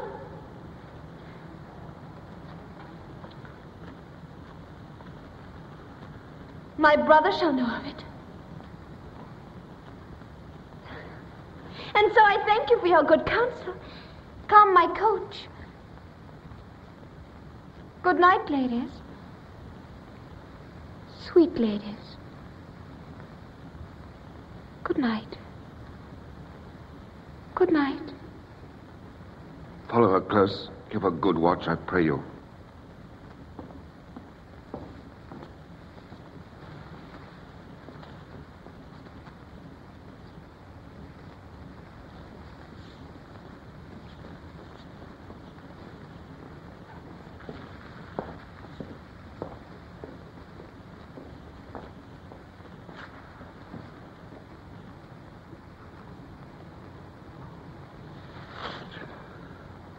Oh, Gertrude, Gertrude. When sorrows come, they come not single spies, but in battalions. First, her father slain. Next, our son gone. The people muddied, thick and unwholesome in their thoughts and whispers. Poor Ophelia, divided from herself and her fair judgment. And last, and more dangerous than all of these, her brother is in secret come from France and wants not buzzers to infect his ear with pestilent speeches of his father's death. And he himself not hesitates to threaten our own person.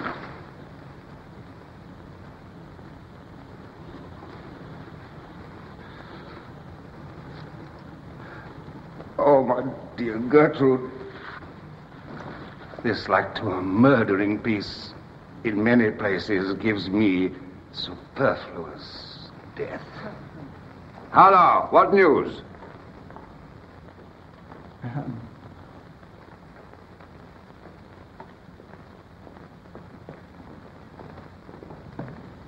Letters, my lord, from Hamlet. From Hamlet? This to your majesty. This to the queen. Who brought them?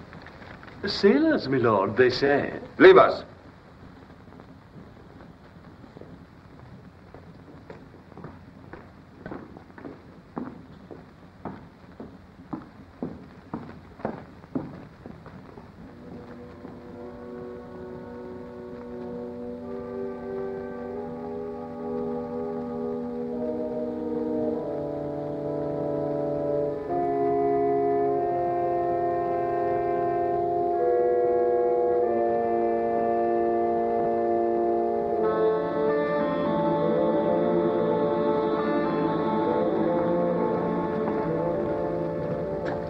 God bless you, sir. Let him bless thee, too. He shall, sir, and it please him. There's a letter for you, sir. Comes from the ambassador that was bound for England. If her name be Horatio, as I am led to know it is.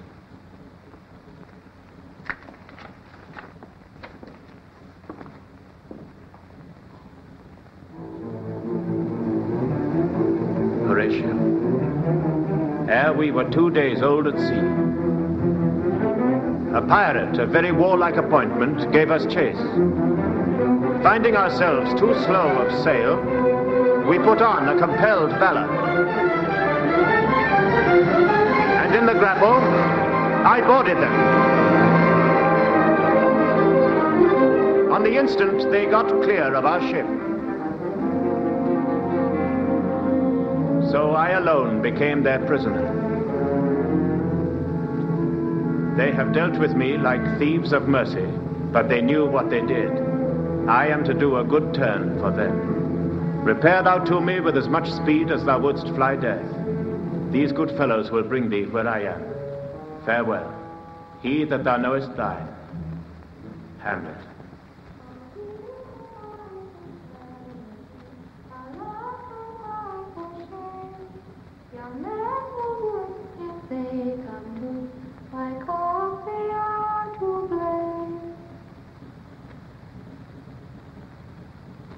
Won't she before you tumbled me?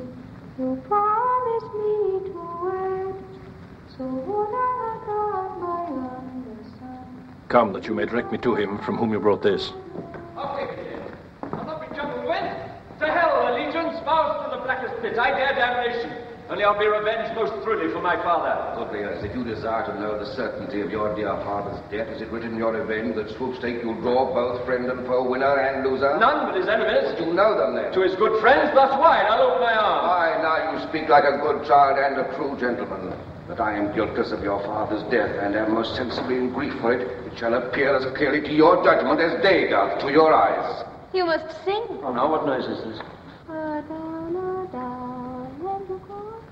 Kind sister, sweet Ophelia.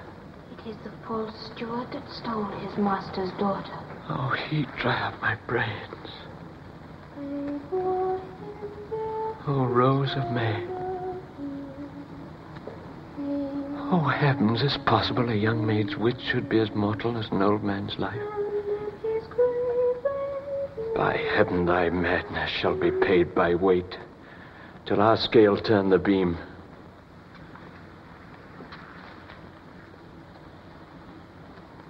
Fare you well, my dove.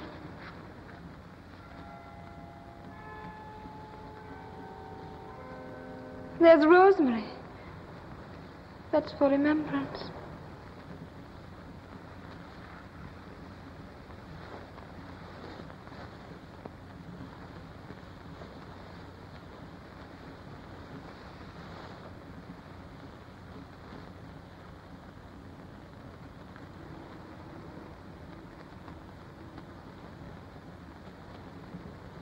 Pray you, love.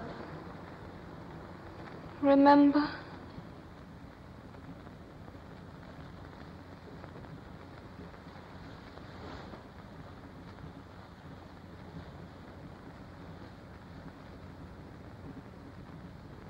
There is pansy. That's for thoughts.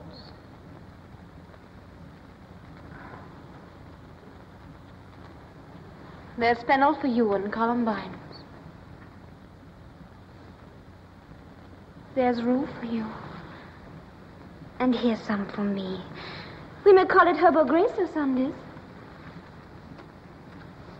Oh, you must wear your rue with a difference. There's a daisy. I would give you some violets, but they withered all when my father died. They say he made a good end. For Bonnie sweet broken is all my joy. Do you see this, oh God? And will he not come again? And will he not come again? No, no, he is dead. Go to thy deathbed. He never will come again.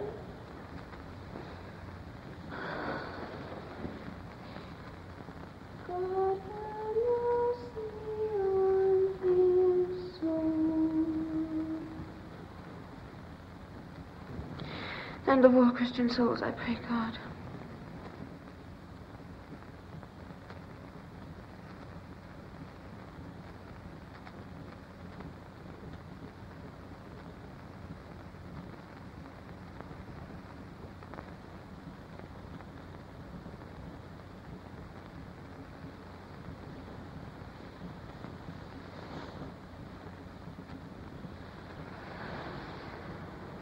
God be with you.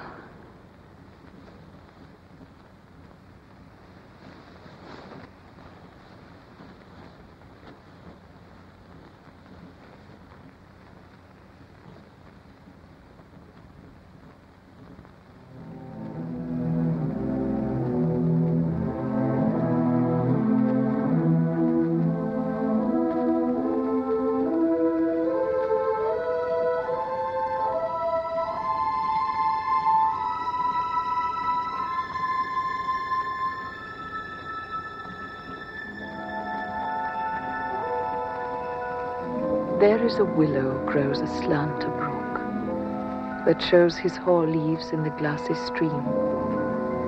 There with fantastic garlands did she come, of crowflowers, nettles, daisies, and long purples. There on the pendant boughs, her coronet weeds clambering to hang, an envious sliver broke, when down her weedy trophies and herself fell in the weeping brook. Her clothes spread wide, and murmured like a while, and they bore her up.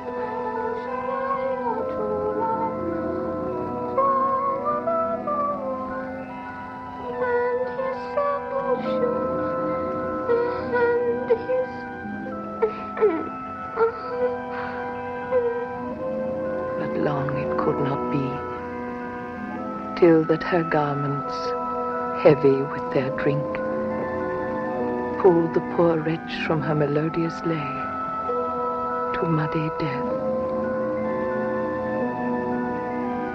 Alas, then she is drowned. Drowned.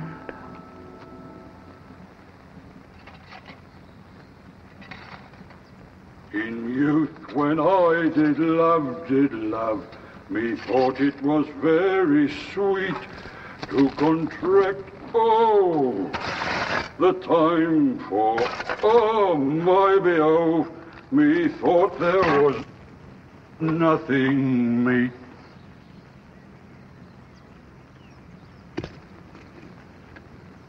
But age with his stealing steps had clawed me in his clutch. Whose grave's this, sirrah? Mine, sir. I think it be thine indeed, for thou liest in it. You lie out on, sir, therefore it is not yours. For my part, I do not lie in't, and yet it is mine. Let us lie in't to be in't and say 'tis thine. 'Tis for the dead, not the quick. Therefore thou liest. 'Tis a quick lie, sir, to away again from me to you. What man dost thou dig it for? For no man, sir. For what woman, then? For none neither. Who is to be buried in it? One that was a woman, sir, but rest her soul, she's dead. How absolute the knave is. We must speak by the card, or equivocation will undo us.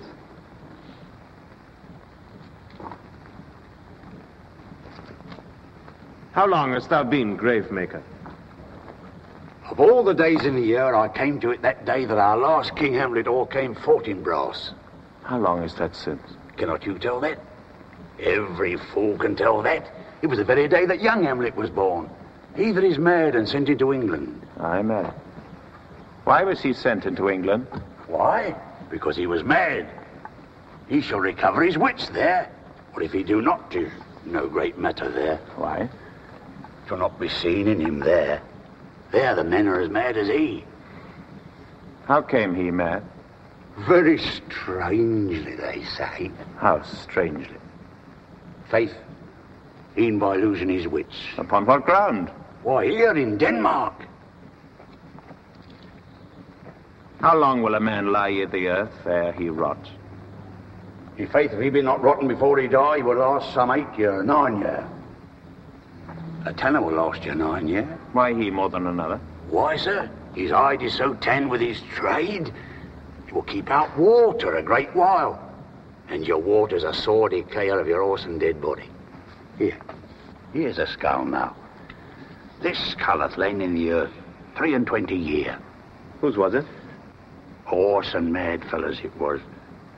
Who do you think it was? I know not. A pestilence on him for a mad rogue.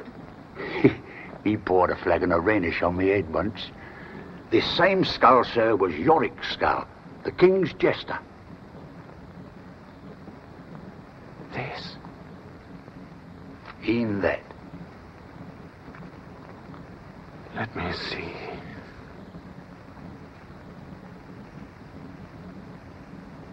Alas, poor Yorick. I knew him, Horatio. A fellow of infinite jest, of most excellent fancy. He hath borne me on his back 1,000 times. And now, how abhorred in my imagination it is, my gorge rises it. Here hung those lips that I have kissed I know not how oft. Where be your jibes now? Your songs, your gambols, your flashes of merriment that were wont to set the table on a roar. Not one now to mock your own grinning, quite chop-fallen. Now get you to my lady's chamber. Tell her, let her paint an inch thick. To this favor she must come. Make her laugh at that.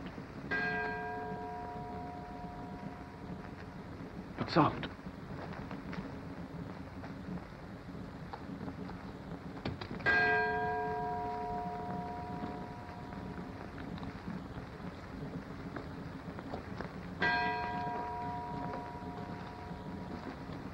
The king, the queen, the courtiers. Who is this they follow? And with such meager rites. This doth betoken the corpse they follow did with desperate hand take its own life. Mark. What ceremony else? That is Laertes, a very noble youth. Mark. What ceremony else? Her obsequies have been as far enlarged as we have warranty. Her death was doubtful, and but that great command o'ersways the order, she should in ground unsanctified have lodged till the last trumpet. Must there no more be done? No more be done? We should profane the service of the dead to sing a requiem and such rest to her as to peace-parted souls.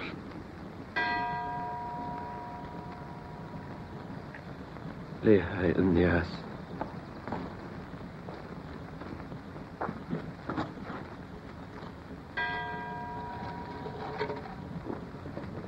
And from her fair and unpolluted flesh may violets spring.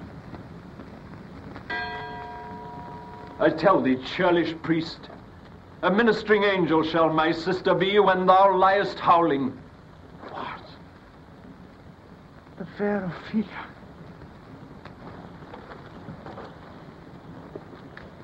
Sweets to the sweet. Farewell.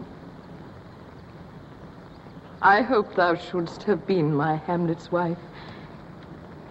I thought thy bride bed to have decked, sweet maid, and not have strewed thy grave.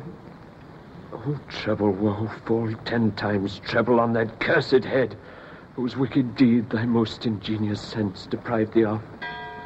Hold off the earth a while till I've caught her once more in my arms. Now pile your dust upon the quick and dead, till of this flat a mountain you have made. What is he whose grief bears such an emphasis? This is I, Hamlet, the Dane. Devil, take thy soul. Thou farest not well. I pray thee, take my fingers from my throat. Hold off thy hand. Dr. McCunder. Lord, be quiet. Why ever fight with him upon this theme until my eyelids will run the wag? Oh, my son, what theme? I love to feel you. 40,000 brothers put up with all their quantity of love make up my sum. What wilt thou do for her? He's mad, Laertes. Don't show me what thou wilt do. Would weep, would fight, would fast, would tear thyself, would drink up poison, eat a crocodile, I'll do it. Dost thou come here to whine, to outface me with leaping in her grave? Be very quick with her, and so will I. Or if thou prate of mountains, let them throw millions of acres on us. Nay, and thou mouth, I'll rant as well as thou. This is mere madness, and thus a while the fit will work in him. Anon as patient as the female dove, his silence will sit drooping. Hear you, sir. What is the reason that you use me thus? I loved you ever.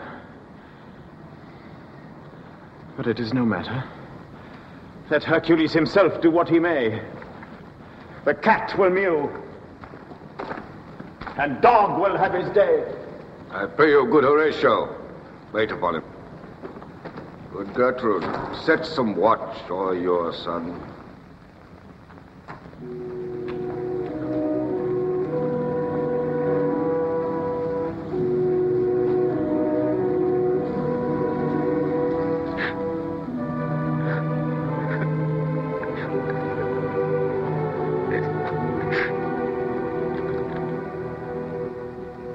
Laertes, I must commune with your grief, or you deny me right. And you must put me in your heart for friend. Where the offense is, let the great axe fall. It shall be so. But tell me why you have proceeded not against him. Oh, for two special reasons which may to you seem much unsinewed. Yet to me, they're strong. The queen, his mother, lives almost by his looks. And for myself, my virtue or my plague, be it either way, she's so conjunctive to my life and soul that as the star moves not but in his sphere, I could not but by her. The other motive is the great love the general people bear him, who, dipping all his faults in their affections, convert his sins to graces. And so have I, a noble father lost, a sister driven to a desperate end, whose worth, if praises may go back again, stood challenger on mount of all the age for her perfections.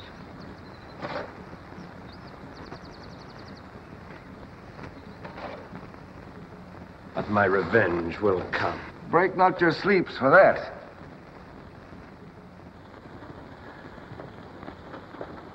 You must not think that we are made of stuff so flat and dull that we can let our beard be shook with danger and think it pastime.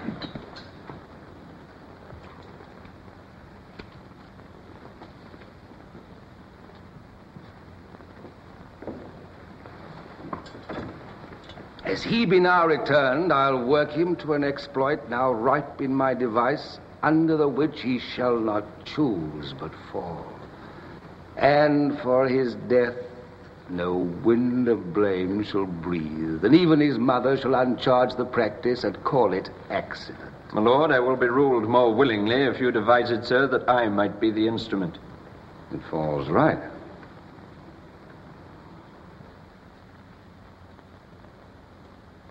You have been talked of since your travel much, and that in Hamlet's hearing, for a quality wherein they say you shine. 2 months since, here was a gentleman of Normandy.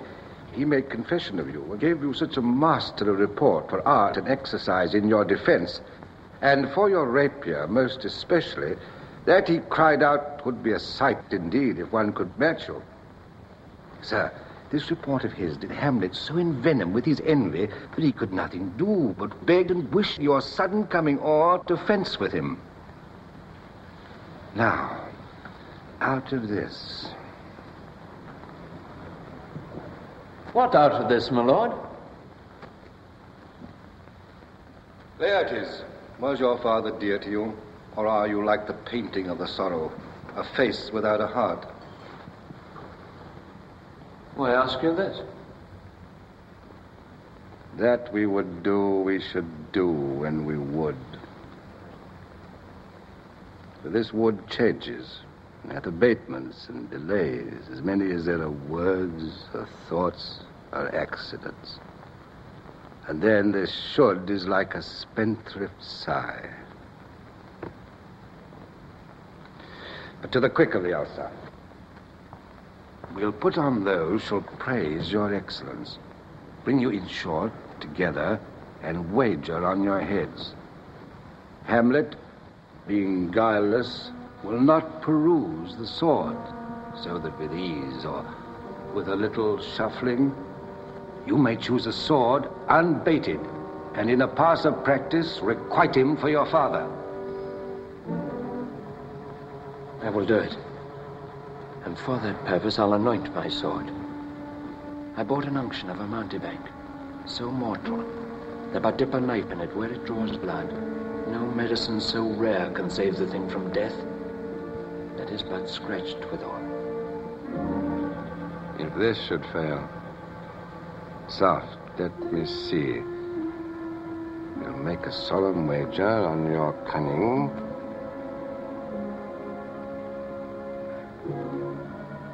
I have it.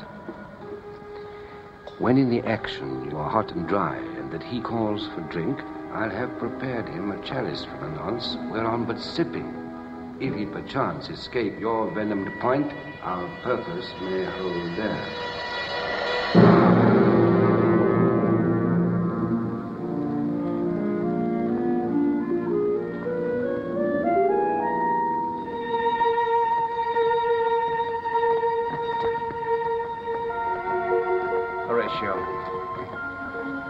Thou art e'en as just a man as e'er my conversation coped withal. Oh, my dear lord. Nay, do not think I flatter. For thou hast been as one in suffering all that suffers nothing. A man that fortune's buffets and rewards has ta'en with equal thanks. And blessed are those whose blood and judgment are so well commingled that they are not a pipe for fortune's finger to sound what stop she please. Give me that man that is not passion's slave, and I will wear him in my heart's core. I in my heart of heart, as I do thee. Something too much of this. But I'm very sorry, good Horatio, that to Laertes I forgot myself. For by the image of my cause I see the portraiture of his. I court his favors. But sure the bravery of his grief did put me into a towering passion. Peace, who comes here? Your lordship is right welcome back to Denmark. I humbly thank you, sir. Dost know this water flask?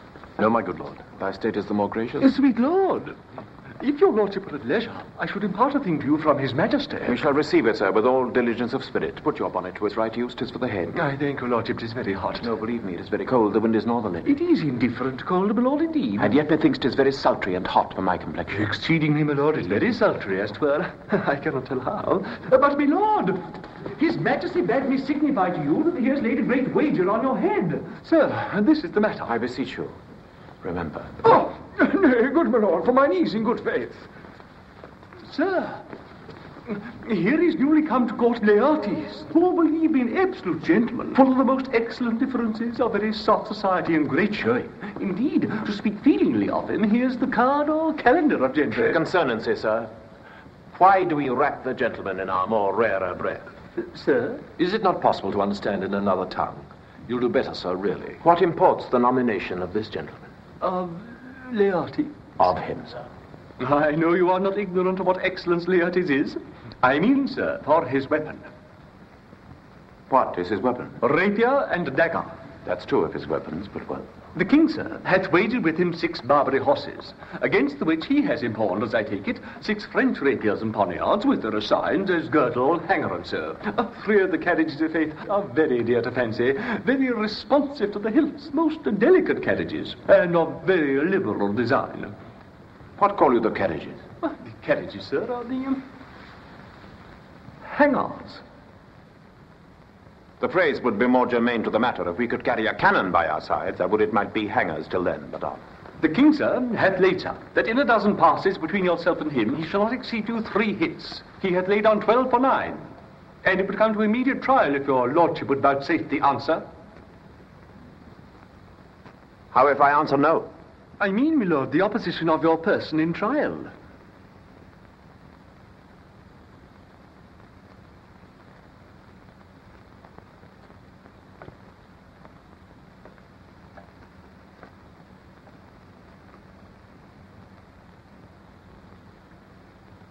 Sir, I will walk here in the hall. If it please his majesty, it is the breathing time of day with me. Let the swords be brought. The gentleman willing, and the king hold his purpose, I will win for him if I can. If not, I shall gain nothing but my shame and the odd hits. Shall I redeliver you even so? To this effect, sir, after what flourish your nature will. I commend my duty to your lordship. Yours.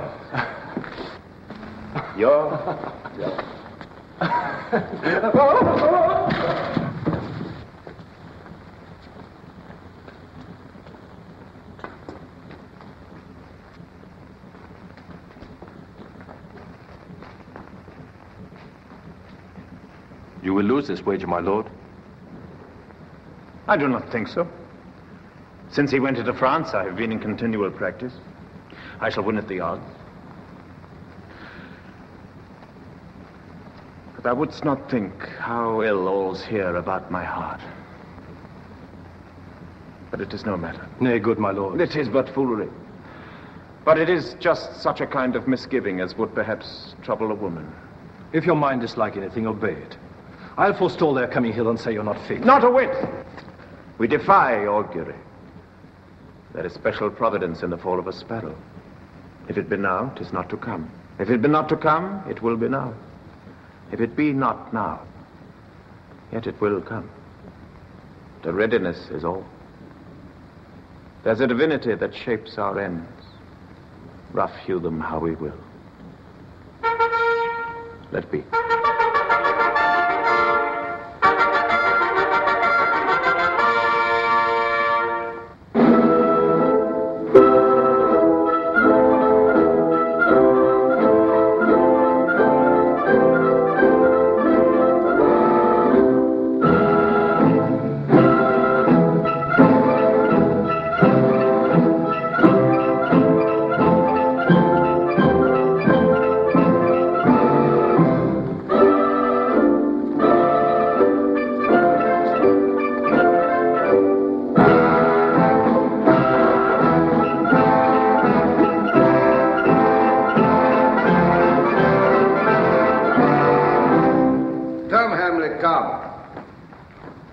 Take this hand from me.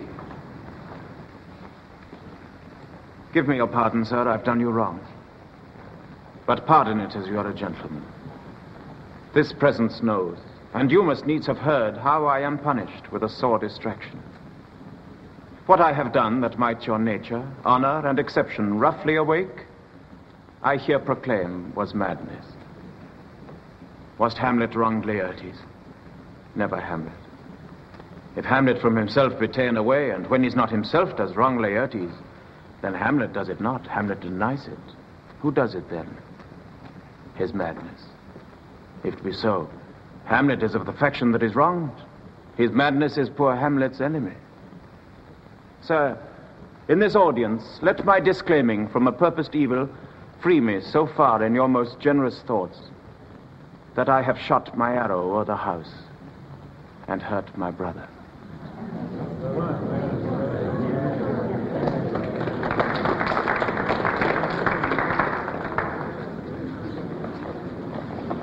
Give us the foils, come on. I'll be your foil, Laertes. In my ignorance, your skills shall, like a star in the darkest night, shine fiery indeed. You mock me, sir. No, by this hand. Give them the foils, young Osric. Cousin Hamlet, you know the wager. Very well, my lord. Your grace has laid the odds of the weaker side. I do not fear it. I've seen you both. Since he is better, we have therefore odds. This is too heavy. Let me see another.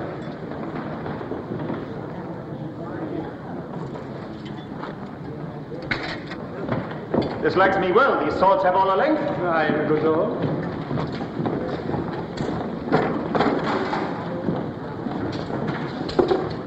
Set me the stoops of wine upon that table.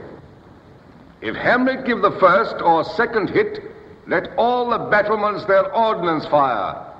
The king shall drink to Hamlet's better breath, and in the cup a jewel shall he throw, richer than that which 4 successive kings in Denmark's crown have worn. Give me the cup. And let the kettle to the trumpet speak. The trumpet to the cannoneer without. The cannons to the heavens. The heavens to earth. Now the king drinks to Hamlet. Now the king drinks to Hamlet.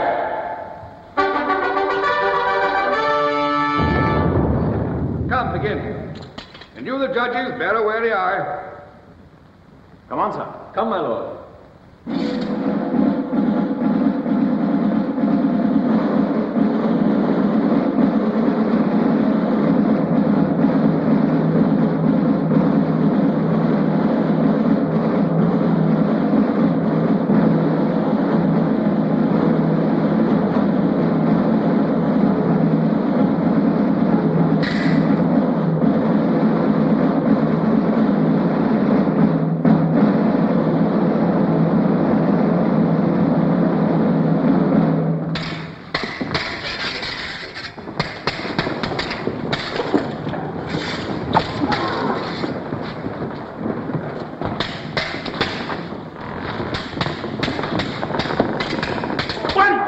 Judgment. A hit, a very palpable hit.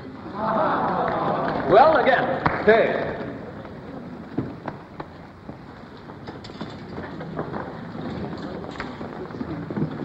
Give me drink. Hamlet, this pearl is thine. Here's to thy health.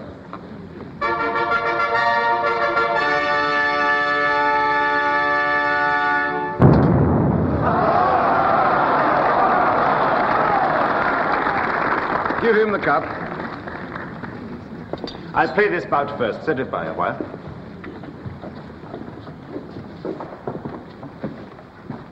Come.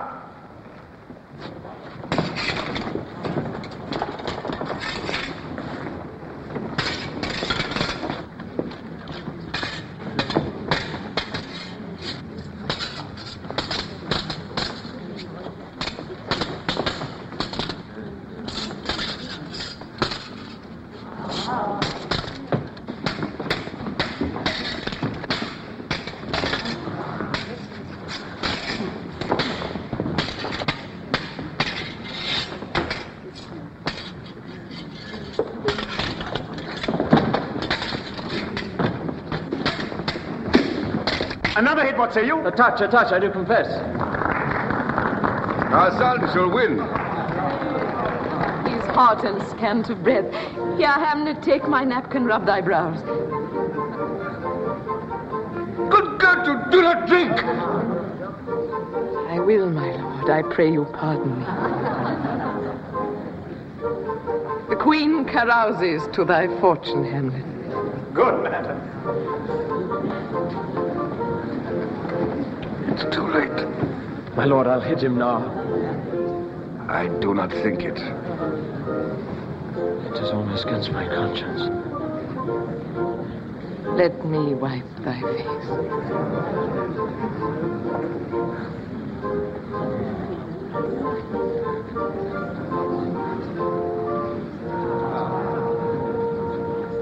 Come for the third Laertes, you do but dally. I pray you pass with your best violence. I'm afeard you make a wanton of me. There you, sir. Come on.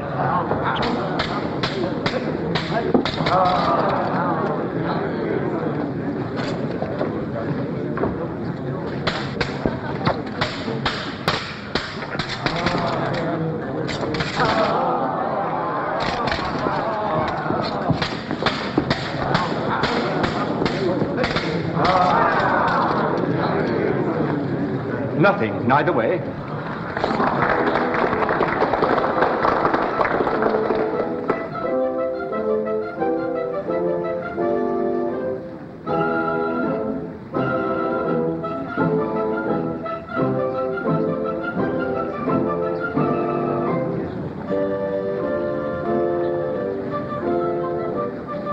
Have it to now.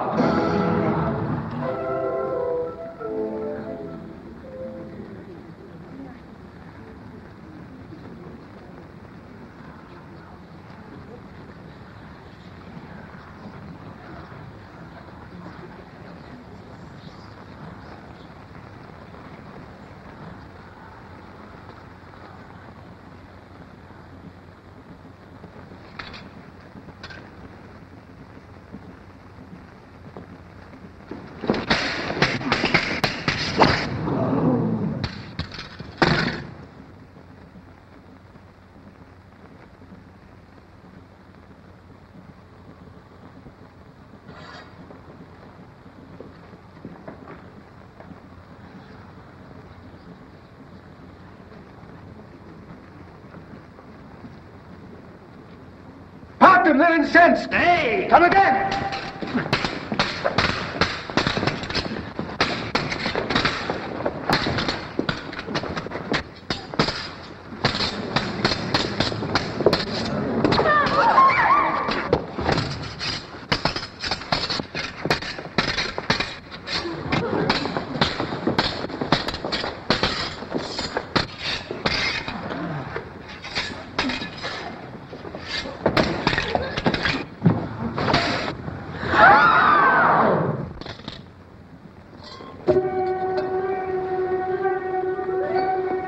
How is Leotis? I'm justly killed with mine own treachery.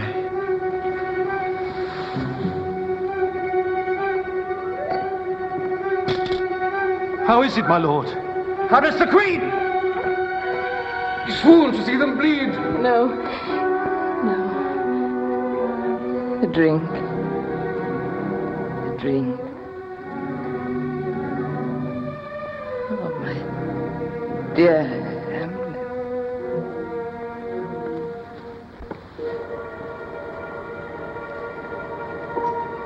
Oh, villain. Oh, let the door be locked! Treachery! Seek it out! Here, Hamlet! Hamlet, thou art slain. Indeed, there is not half an hour of life. The treacherous instrument is in thy hand, unbaited and envenomed.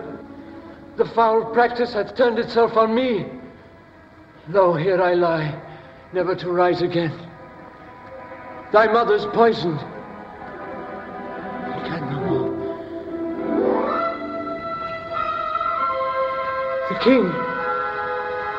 The king's to blame.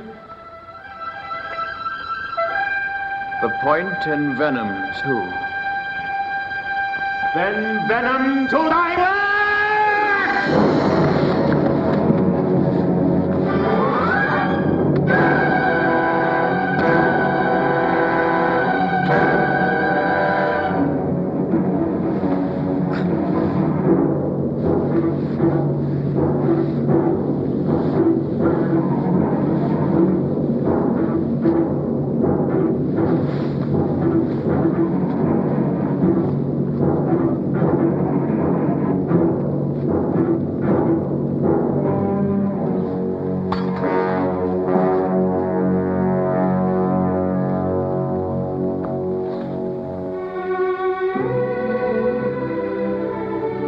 Exchange forgiveness with me, noble Hamlet. Mine and my father's death come not upon thee, nor thine on me. Heaven make thee free of it. I follow thee.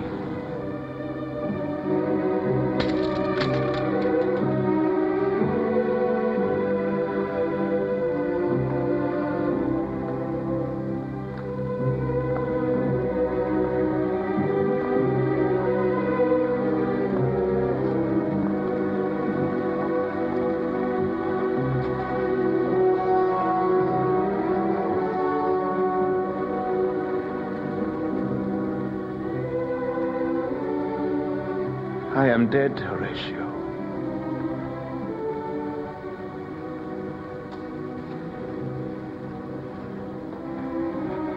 Wretched Queen, adieu.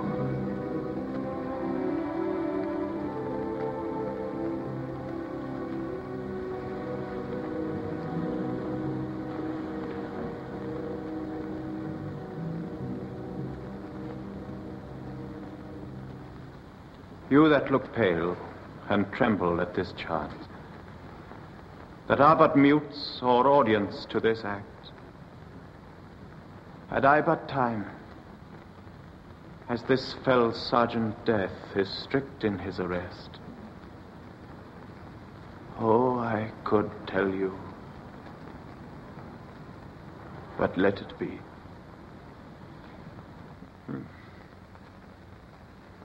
I die, Horatio.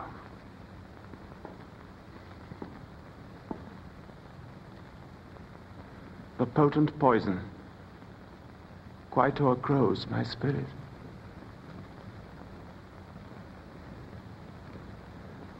if thou didst ever hold me in thy heart, absent thee from felicity a while,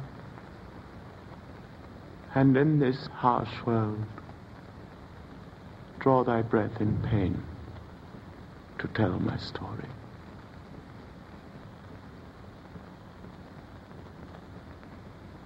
The rest is silence.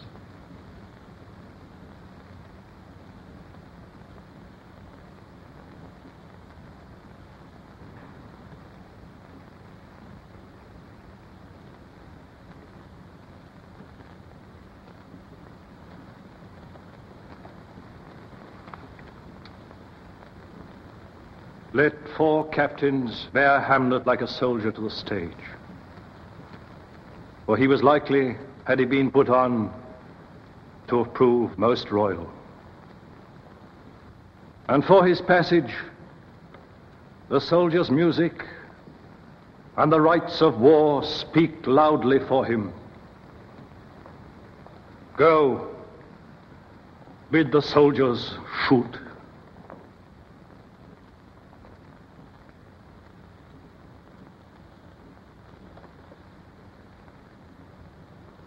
Good night, sweet prince, and flights of angels sing thee to thy rest.